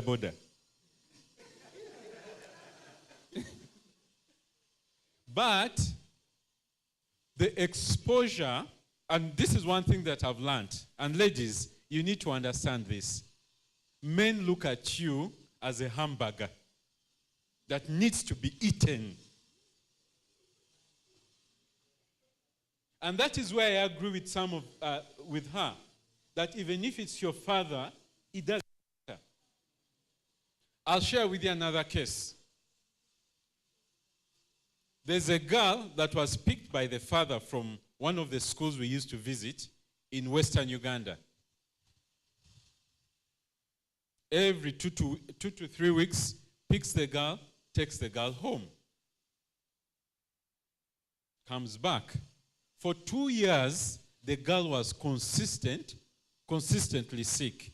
So one day the head teacher said, but guys, you know what? There's something not right between father and daughter. So followed them up when they left the school and finally got them in a lodge, naked. It's disgusting, eh? We later on got to know that this girl had aborted 4 times. 4 times. And when the father was asked why, and the guy told us that, you know, when this girl's mother died, whenever I would look at this girl, she would just remind me of the mother. So I could not have sex with anyone else apart from my daughter. And there's someone saying fire. There's someone saying fire. She's here saying fire. But guys, this is the reality of the world that we live in.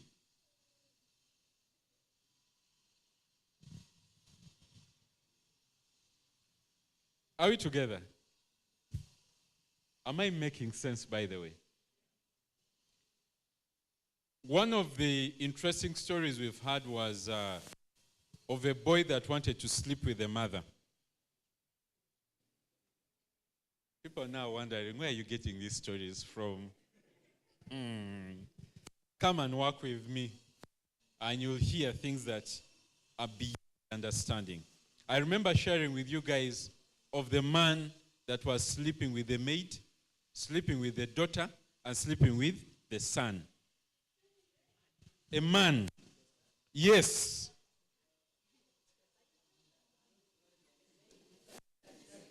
Yeah. Guys, these are serious things. These are serious things.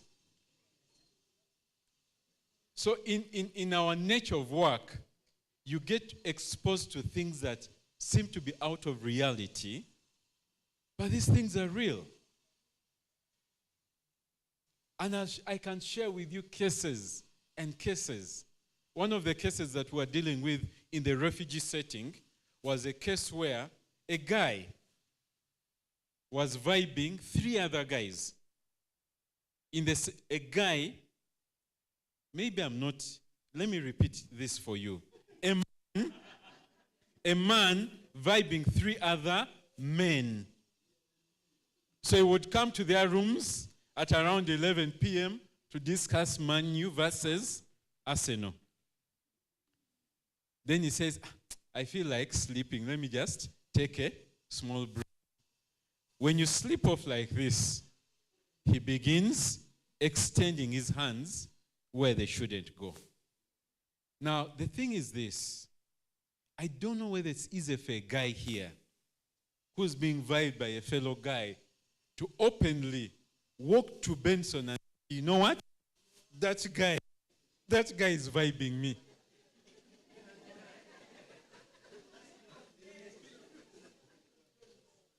Guys, is it possible?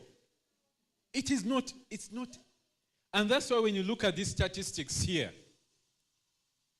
that 80% of women in a workplace or community face at least a certain form of abuse.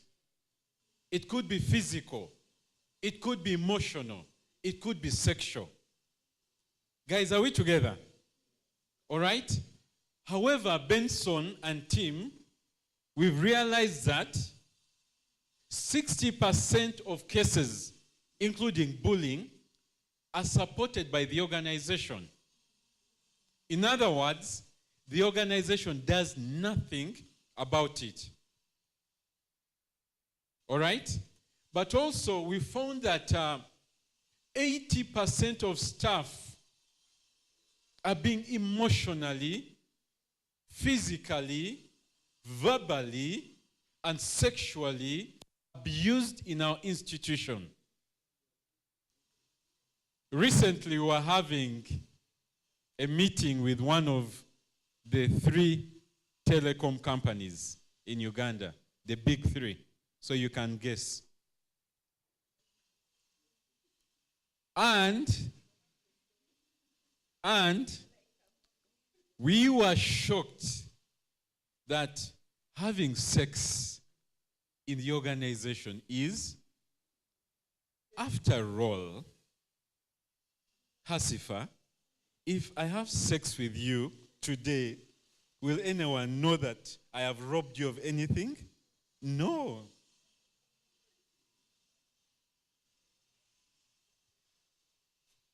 And the lady will tell you, 5 minutes, and he gives me 1 minute.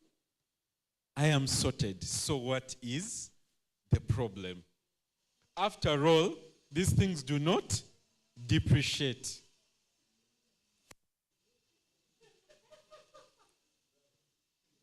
Guys, are you getting where I'm coming from?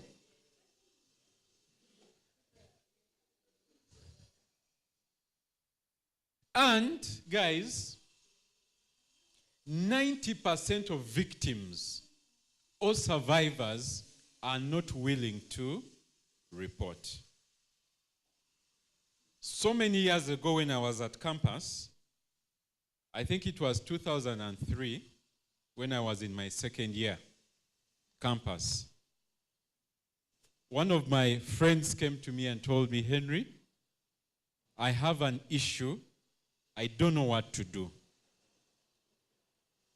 So a guy comes knocking, and I can remember the hostel very well. It's in Chikoni there.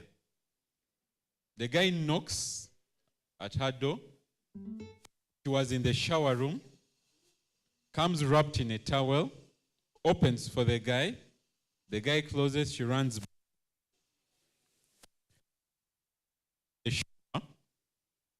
The guy grabbed her and raped her. This was a very good friend. Because I'm very sure if I came to visit you and we are very good friends, you'll assume that I am your brother, not so, sister. But our age difference, uncle. And this is what the lady told me, that Henry, I am willing to go to my grave for what happened to me. And I asked her why. She said, everyone is going to ask, what were you up to inviting a guy to your room? That was question number one. Question number 2 is, what were you thinking about going to open your room when you're half naked?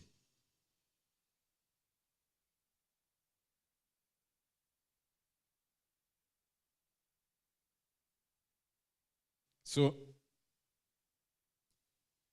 there are few ladies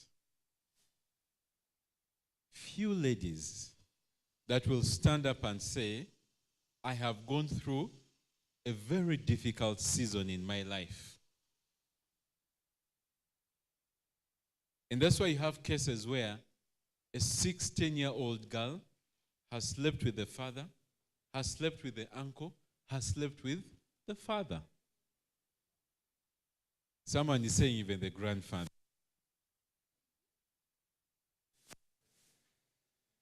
Is that a note to me? Ah, okay.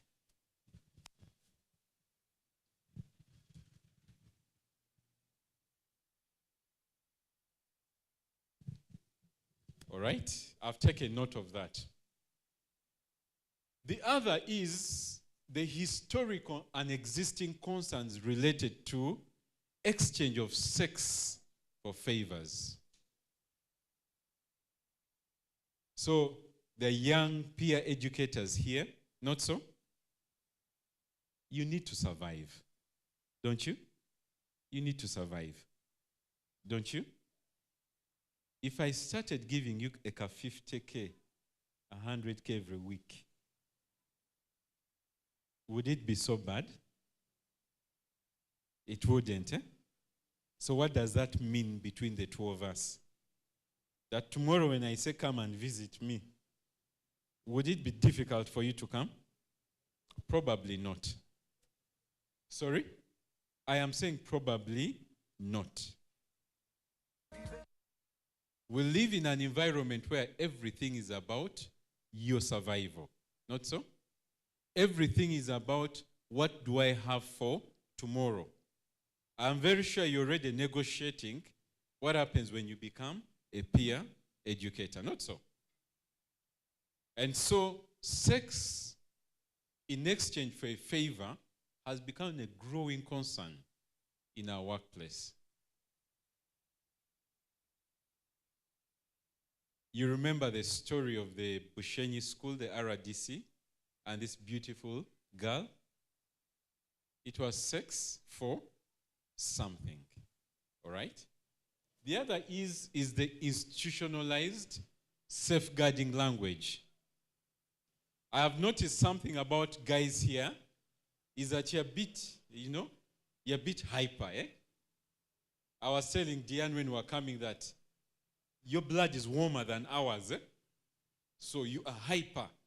So guys hug and squeeze, and until the tits of the girl have met your chest, eh? You feel you haven't hugged enough, eh? And now the girl cannot push you. When she pushes you, say, nah, way. I'm just hugging. I haven't done anything more than that. And I've noticed something about sometimes when I read the messages in the phone that my daughter uses, it is shocking. The messages are shocking. The words they use are shocking. And so we need to have an institutionalized safeguarding language that is appropriate for how we respect the ladies in this institution. All right? And I'm aware that maybe, do we have a dress code here, Joanne, for the peer educators? Is it clear that a tight skirt is not okay? A tight trouser is not okay. Some of these guys are not like us that have pot bellies. Don't look at it. Don't look at it. Don't look at it. But some of you guys go doing gymming. And so you come in a very tight t-shirt. And the ladies are ogling and saying, oh my goodness, can this brother carry me?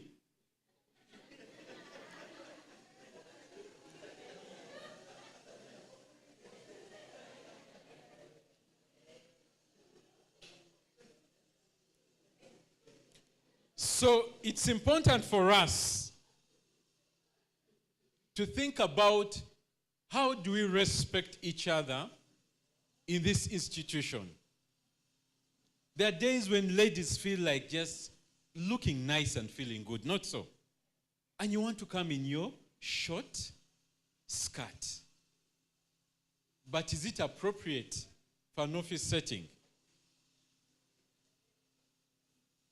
I met a group of ladies that told me they have a day that is called the braless day. Sorry? No bra day.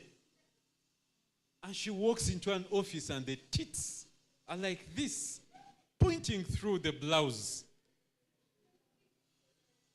And the guys are messed up, guys are confused, guys are disorganized. But as you feel that you want to feel good in your dress code, what are you portraying before the rest of the staff members? The other is, and I've talked about this, the growing concerns of abortion. Makerere, for instance, averagely, it has about 2,000 abortions per year. Yeah. Read the statistics. Alarming statistics of abortion. Why? Some of these abortions are repeated. A girl can abort even up to 5 times. One girl like this. She has slept with John, she aborts. Sleeps with David, she aborts. Sleeps with Henry, she aborts. But it's a growing concern as well. All right? But also, people get stressed in a workplace. As peer educators, stress is going to come to you. And I've known some people to say that the only way they can reduce their stress is by trying out something a bit unique and special with someone else.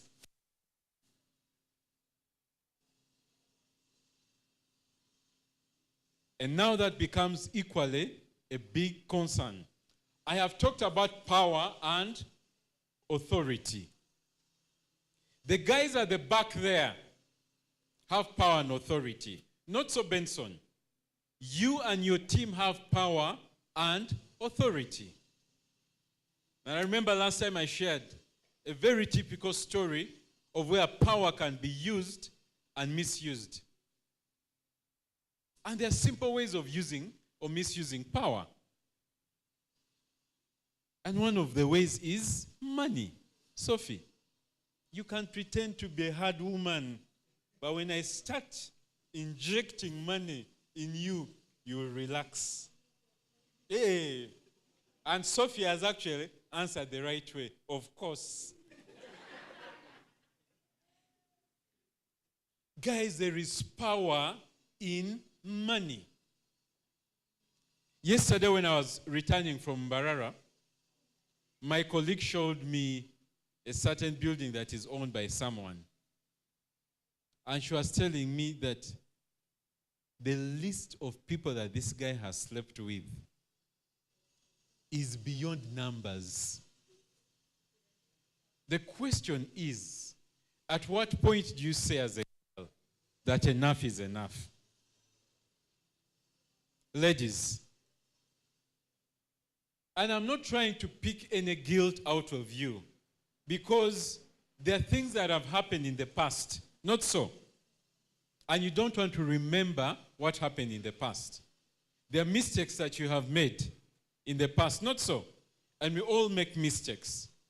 The thing is, where we have reached as peer educators, what decisions do we need to begin making that protect you as an individual, protect the institution, and they protect the beneficiary that you are going to be meeting in schools, in the NGO sector. Now, I have been told that you guys are going to be attached to some CSOs, not so. You are going to be attached to certain institutions, not so. Guys, the world there is like a hyena. It's merciless. You can be here thinking it is easy when you get out there, but it's merciless. We've had to deal with situations where one vulnerable girl has slept with 6 staff members. One girl sleeping with 6 male staff. You walk into an organization like this, and you get one of the cool guys at the back there. And he says, Sophie, welcome to this institution. Here, our values are safety, accountability, transparency, love, and care. Then Sophie says, wow, I have come to the right institution. Then you run down to the parking and you see one of the guys going to your direction. And he just goes. The next day you tell him, but I realize you stay around my vicinity. Can you be picking me? And we come together to work. And he starts picking you. Going back, you say, you let me know. Just WhatsApp me when you're about to leave. And the next thing the guy will tell you, but Sophie, why are we wasting money? You're sleeping there. I am sleeping here. We are wasting money. Why can't you pick a few of your things and just come over here?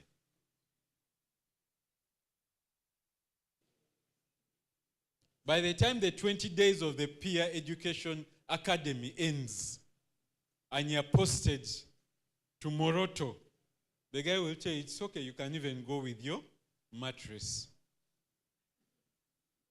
And that is it for you. And when we were coming today with Diane, we did realize that the ladies, the women, are extremely vulnerable. I don't know whether it's because of what you have. Maybe you have more than what we have. You guys are a bit more attractive, or you are attractive. There are many features in you that attract a man to see. It could be the front, it could be the back, it could be the sides, not so. But even how you do your things matters a lot.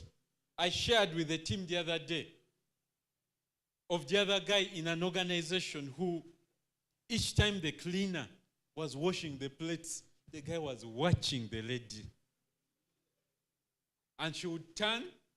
This is what, of course, later on I talked to the lady. She told me, by the way, Mr. Henry, I am a princess from Busoga. So there's a way we are taught to do our eyes. So it can go here, it can go here. So people say, my eyes are sexy. Then I told them, Mumbeja, look here. I said, Mumbeja, look here. It is okay for you to be a princess with sexy eyes, but it disorients certain people. Yeah, I said, it's true, but now what do you want me to do? That's how I am. So one of these days when she was bending like this, cleaning, the guy came from behind, put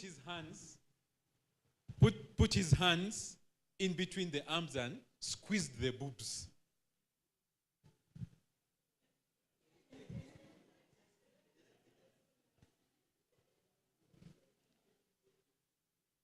And, of course, later on, we had no option, but the guy had to be fired from the organization.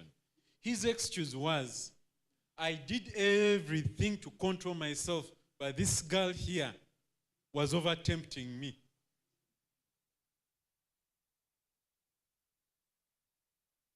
And all these are serious issues. Girls, let me tell you this. You're going to institutions, secondary schools. Not so. Some of you. Is that true? Yeah? I don't know what has happened to teachers of nowadays. I work with one of the organizations that is dealing with rape and defile cases in institutions of learning. There's an institution where last year alone, we had over 30 cases of defilement in a school. And they had to fire 9 teachers from that school. The question is, ladies, as we are going to these places here, understand that you are vulnerable. Hajat, it doesn't matter if you cover yourself from head to toe. A guy will tell you, you know what, I want to see what you're covering. I want to see what you're covering. And that's the mindset of certain guys. 2 years ago, we were meeting social psycho support people that understand the psychology of a rapist.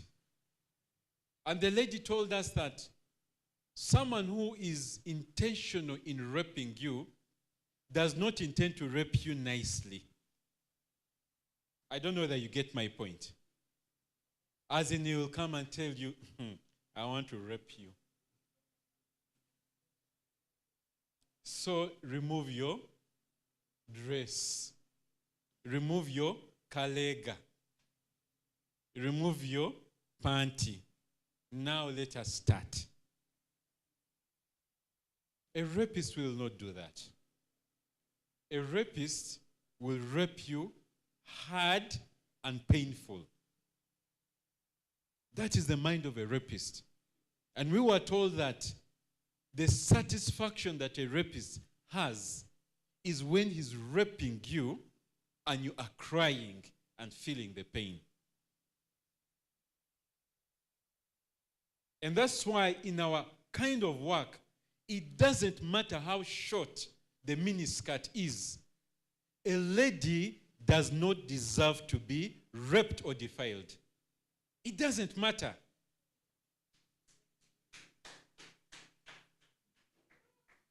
Ladies, this is serious. It doesn't matter. It doesn't matter how good looking you are. And I keep telling guys, if I come to you, what's your name? Brenda, I'm using you just as that. If I come to you, Brenda, and I tell you, Brenda, I want you, and you tell me no. Guys, a no means no. I don't know why we try to manipulate the no, say no. You look at her eyes. She wants to say yes, but she's fearing. She wants to say yes. And no means no. And I'll repeat this, guys. If a lady, guys, how many of you have spoken to a girl that has been defiled or raped? You have? You have. You know how painful it is. It's so painful. We've had cases where after the rape case, someone just goes and commits suicide. Because you have no excuse whatsoever to give anyone. And that's why for us, in our nature of work, we deal with the survivor-centered approach. You have been raped. What happens? We need to support you emotionally, mentally, physically. All right? But also we have guys. There are guys who think because they are hunks, because they are tall, because they have money, they can sleep with anyone. I hope none of them is here, because some of you are here, but you've eyed a certain lady. And like, for you, you are a potential for my next encounter. It's true. It's very true, by the way, that there are guys here who are already eyeing you. So you may seem innocent. You may think now you're safeguarding, focal person. Hey? So when he comes to you, you tell him, do you know what the police says? The police says, they told me the other time, animals in the same kingdom do not eat each other. That's what I was told last time. But guys, it's very difficult. Very difficult. And it doesn't matter who you are. It doesn't matter the position that you hold. Even as we speak right now, Benson, you could be vulnerable. Probably there's a young lady here who has eyed you. Say, you see that Benson there? He thinks he's serious. Eh? I will show him. And we've had cases of that nature. It may not be just about the staff members, but also on our end here, there's a high possibility that you want to express yourself to one of the guys over there. The other day, I think yesterday, in Phoenix, there's a video moving around, or news moving around, of a guy that has been sleeping with the boss's wife. So whether the guy is earning 50,000 or not, it's how he can perform when he needs to perform. So we could also have staff members there that are female, that of age, and there's like a young dude here saying, you, ma'am.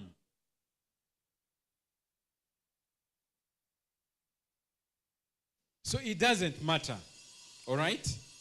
The other areas of concern are around what safeguarding is. In our discussion here, we said safeguarding is about what? One, can anyone summarize for me? Safeguarding is about what? Hands up. Safeguarding is about? Sorry? Protection. Safeguarding is about? Brenda? Safeguarding is about? What are the key elements by just hearing what safeguarding is? There's protection. What else? All right. There is safety. What else is there under safeguarding? Taking measures to do what? Sorry?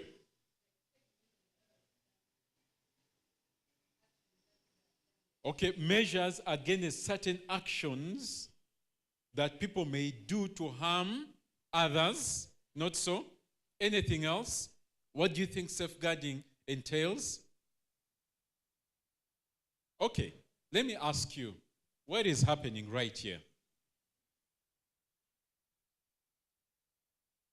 Who can explain to me what is happening right here? It doesn't have to be technical, but what do you think is happening right there?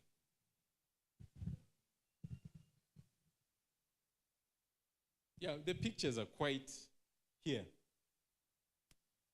All right? The man is initiating something, and someone has added forcefully.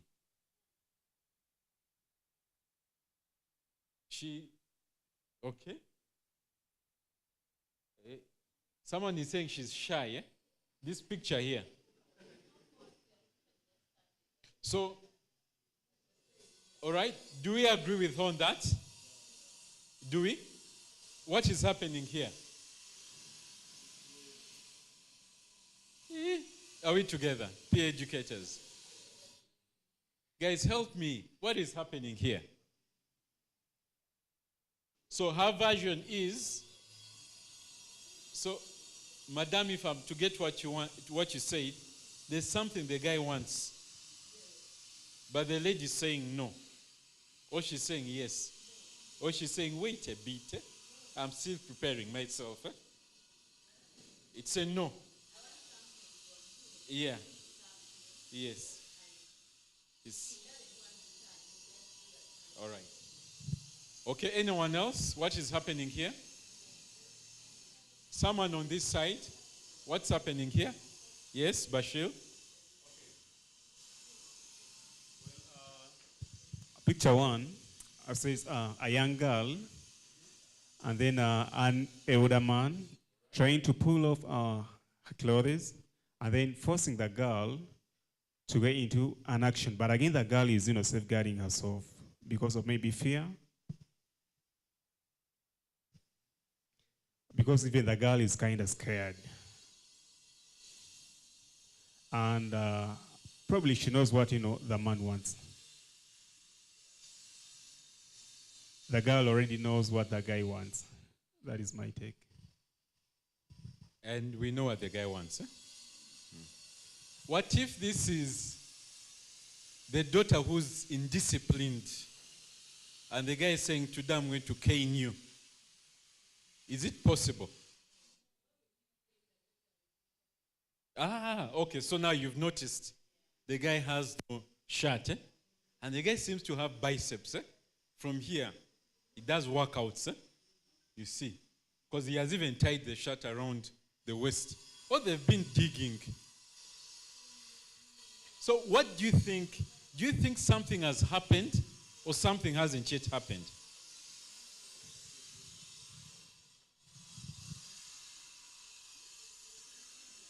Has something happened? Okay.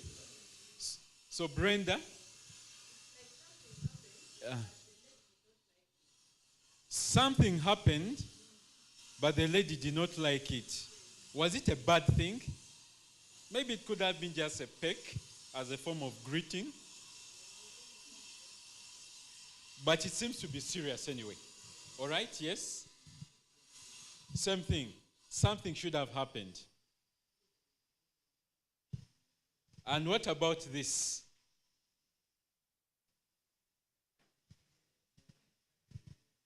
What about this? People are smiling, eh? All right? So, yes? Hey, guys. Is this a massage? Okay, yeah, it's a massage. Anyone else? Yes. But isn't she smiling?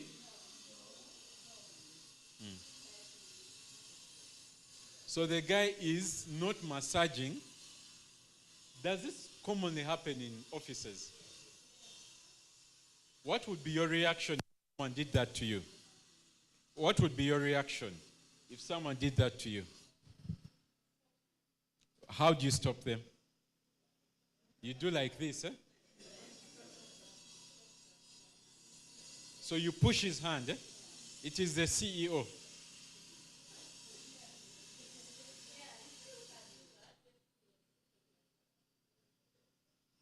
You want to lose your job? Yes, stubborn lady. You want to lose your job? Yes.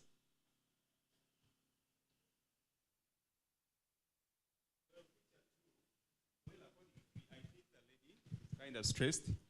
And then the man, or maybe the CEO, is trying to calm the lady down.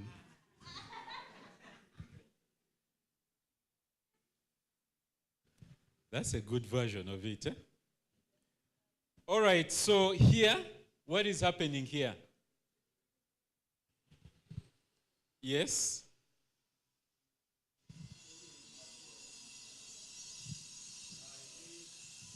Rape is in action.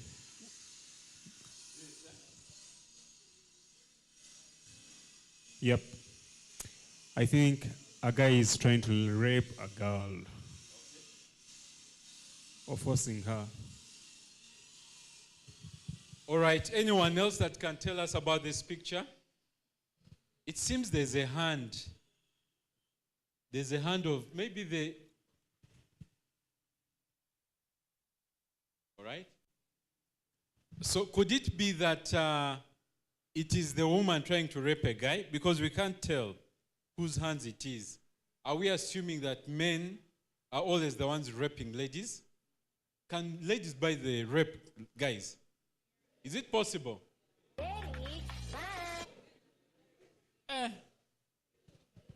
All right, so here, there's a possibility that something is being forced onto someone by someone that has more strength than the other. Not so. Then what about here?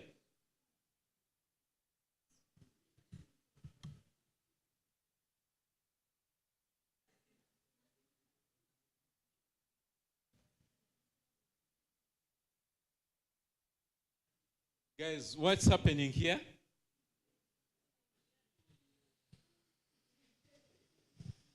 What's happening here? Sorry? I'm not hearing. The guy is doing what? Feeding the nyash. Sorry? I'm lost. There's a word that you guys are using that I don't understand. Someone is saying feeling it. Someone is saying measuring it. Or it's funky. Or spanking. By the way, does it feel nice, ladies, if a guy does this to you?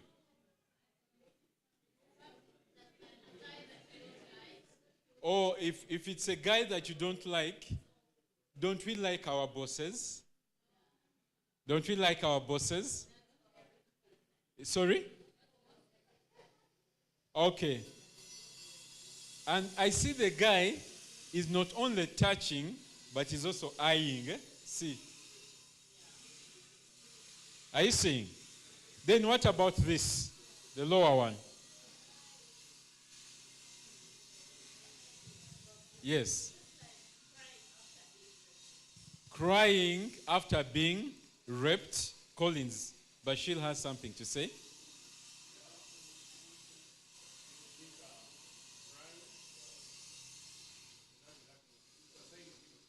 Yeah. Wow. Okay. Someone is going through pain. What about this?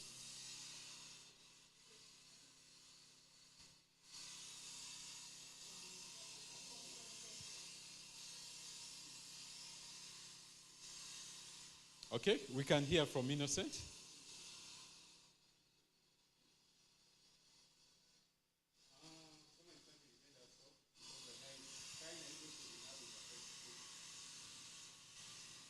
Okay, Collins, she also has something to say.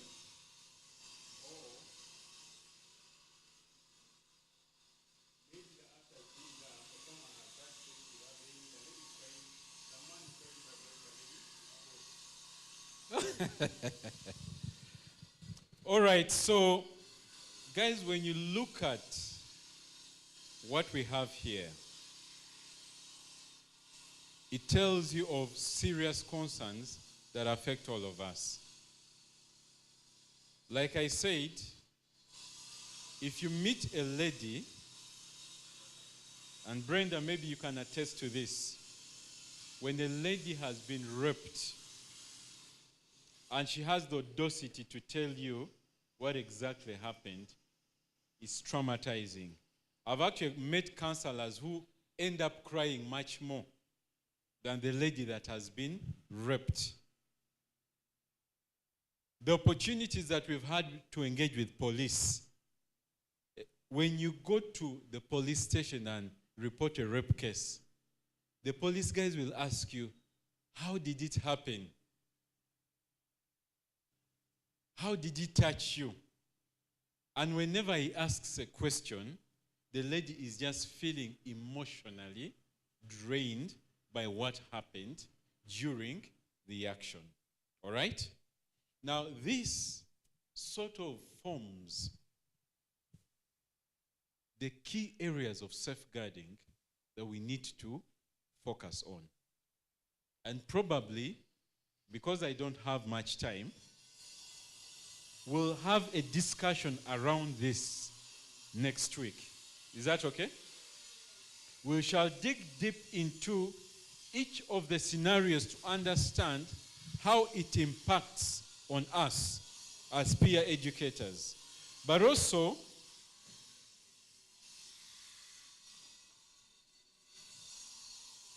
there are many key talking points here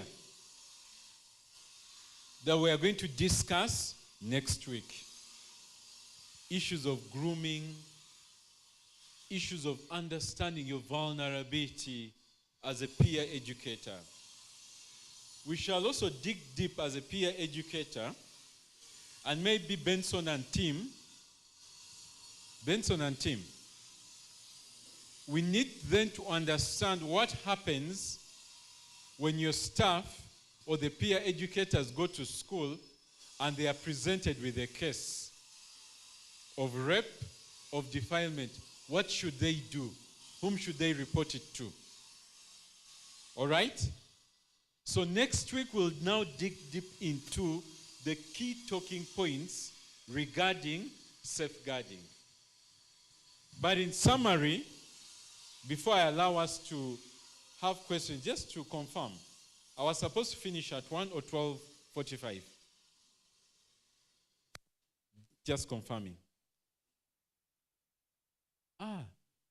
Okay, so I think Mark gave me the wrong information. He told me up to 1 o'clock. So it is, I should have ended at 12:40. So thank you so much for your time, because it's exactly, oh no, I have 5 minutes. Okay.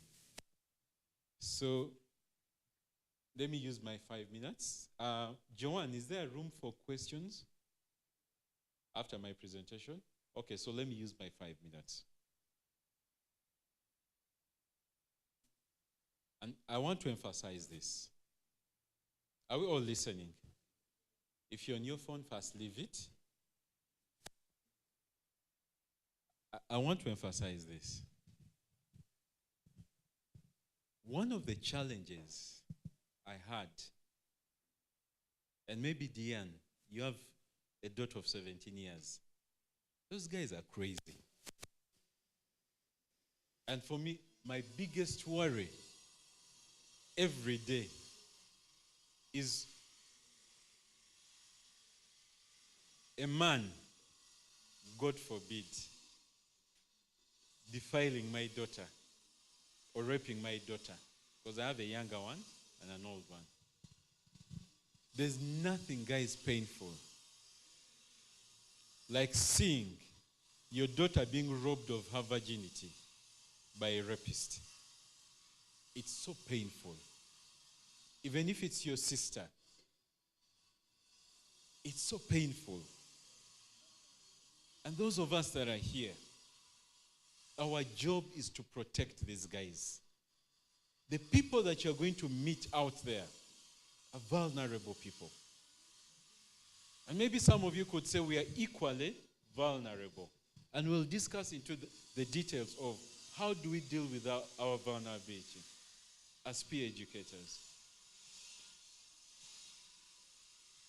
so that we have comfort in the fact that anyone that is sexually abused or physically abused need the necessary support that they need.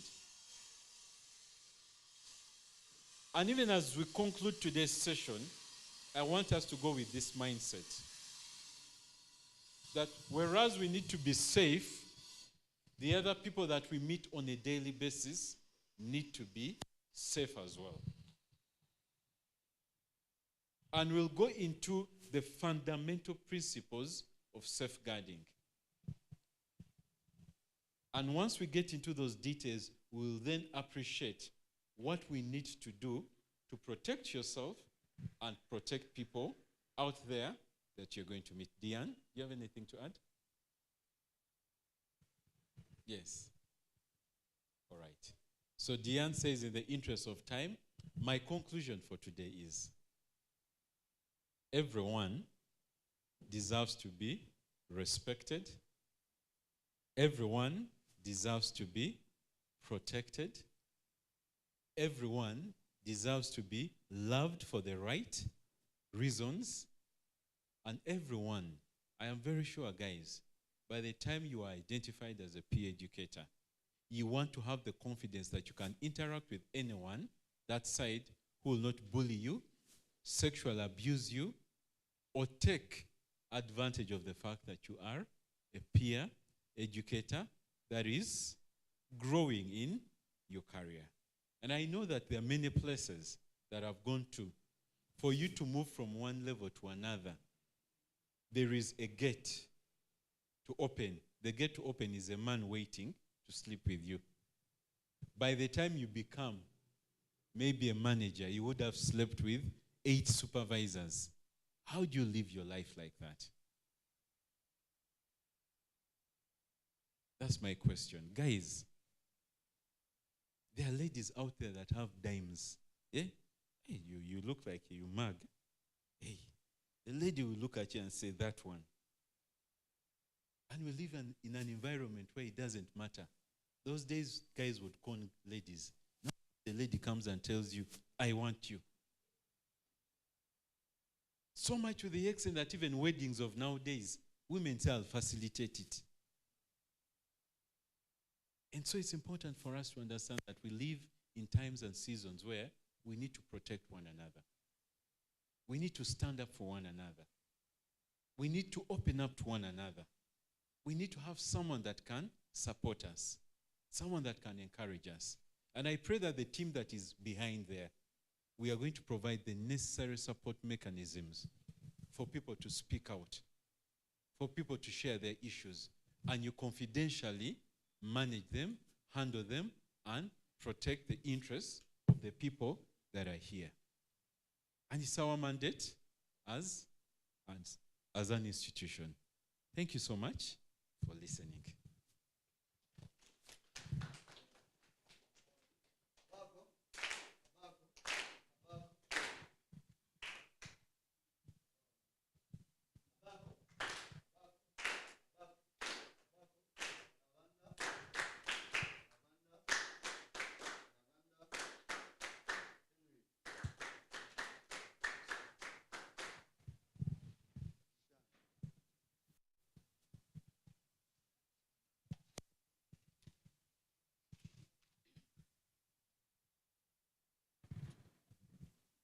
Good afternoon, everyone. On behalf of the peer educators and the staff present, would like to thank you, Mr. Henry and Ms. Diane, for taking us through this session, and we really, really appreciate. For the last time, Abako, Abako, Abako, Kalavanda, Kalavanda, Henry and Diane. Thank you so much. All right, so we shall have more of those sessions. Yeah, so let's stand up and carry our chairs to the back and come back to the front.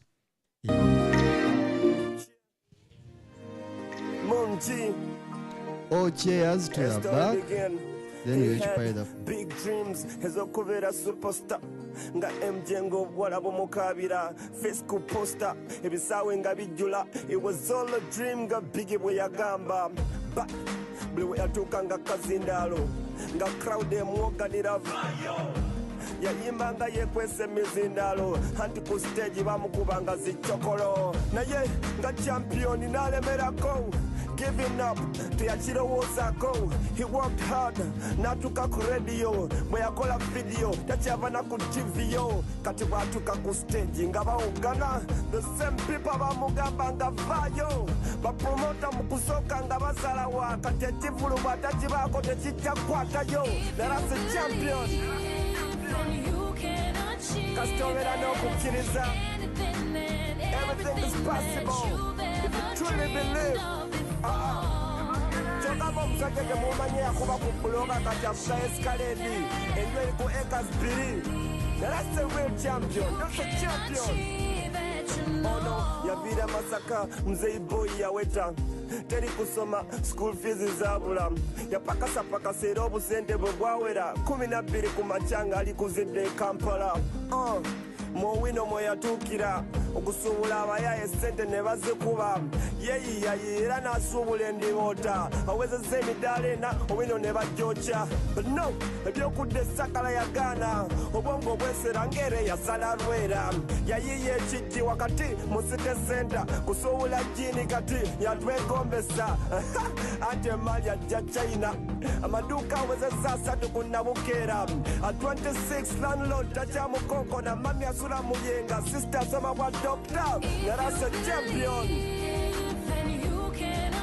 Kasita obeera n'okukkiriza everything is possible if you truly believe. Temumanyi street kid eyambala nga kasaati kamwe akayero pastor omuyimbi kati bw'alonkinga buli mwaka abantu ne bayitirira. He's a champion. All I'm saying is teri kitasoboka. Beera n'okukkiriza. Osobola okuva kataka ke kamwoki enkya ne bagusambira. Osobola okuva mu saloon enkya ne bakusanga nga Serena igwagikulira. All I ask big brother, have a little faith. Beera n'okukkiriza. Kasita obeera n'okukkiriza buli kimojja kifuna. Everything, anything, buli kye wali oloozeeko. Kasita oba n'okukkiriza.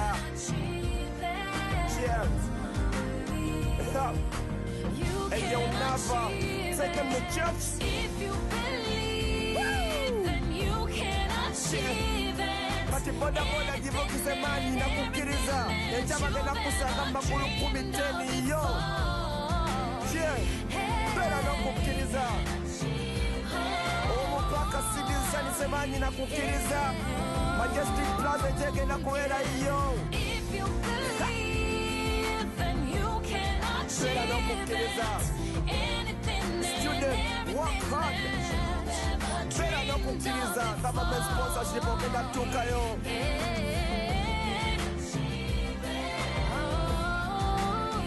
Ne rapa atandika nawe beera n'okukkiriza waditale ekyazizo. Bwe kiri.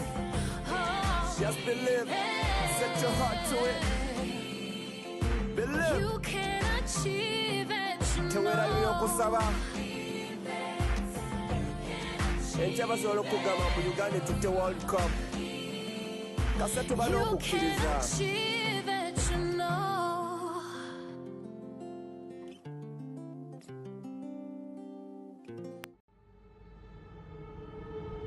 My name is Mary, and this is my story.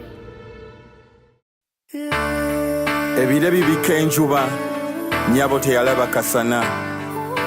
Kaali katayimu kanzikiza, ng'omusajja amaaso tazibiriza, talina bugumiikiriza.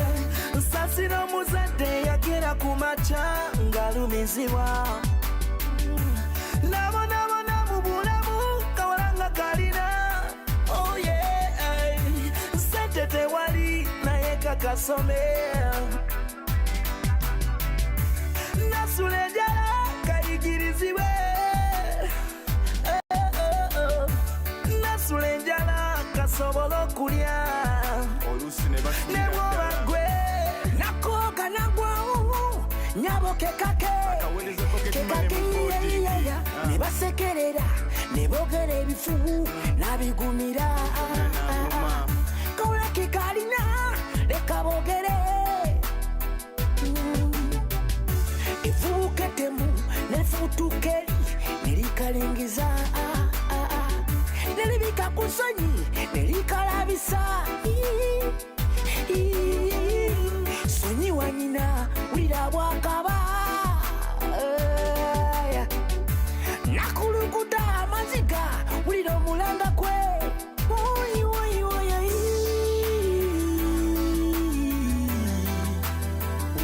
ulaba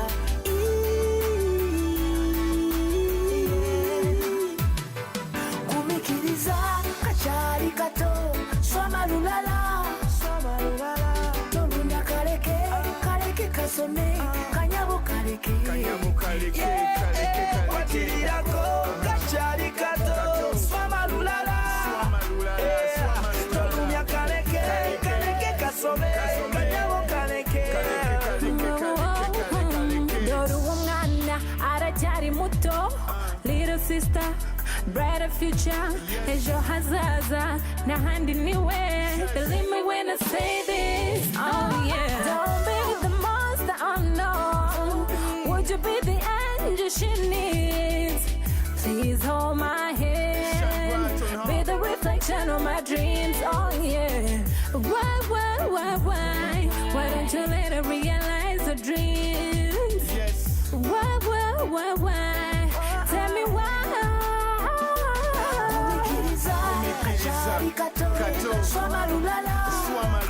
Swamalulala kaleke kasome kanyabo kaleke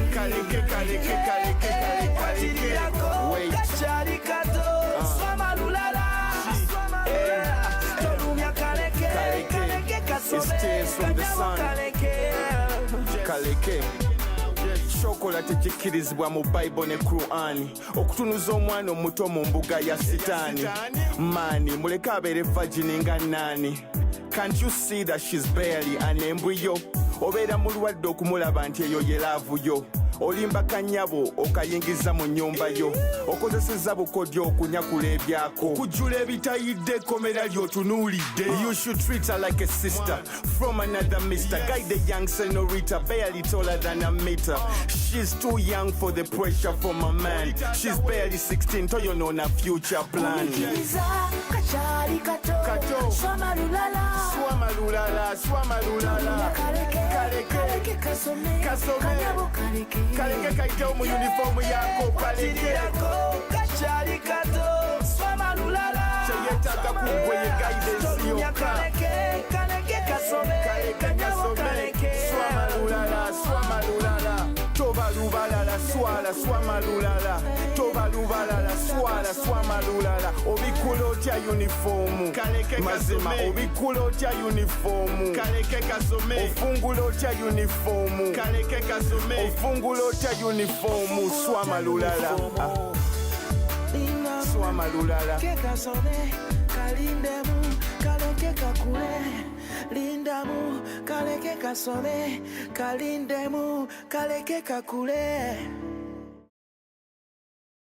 Anywhere, anytime. Download the Sauti Plus app on the App Store and Google Play Store, or head to www.sautiplus.org.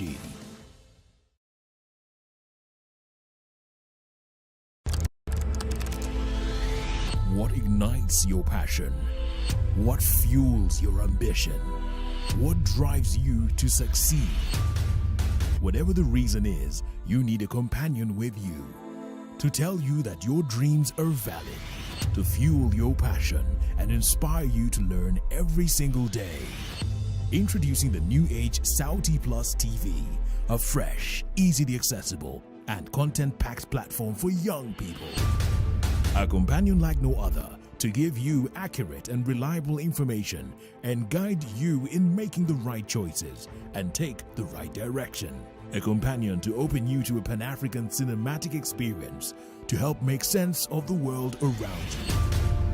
A mobile companion that goes easy on your wallet and sticks with you all the way. Sauti Plus TV, your #1 source for shows that matter, anywhere, anytime. Download the Saudi Plus app on the App Store and Google Play Store, or head to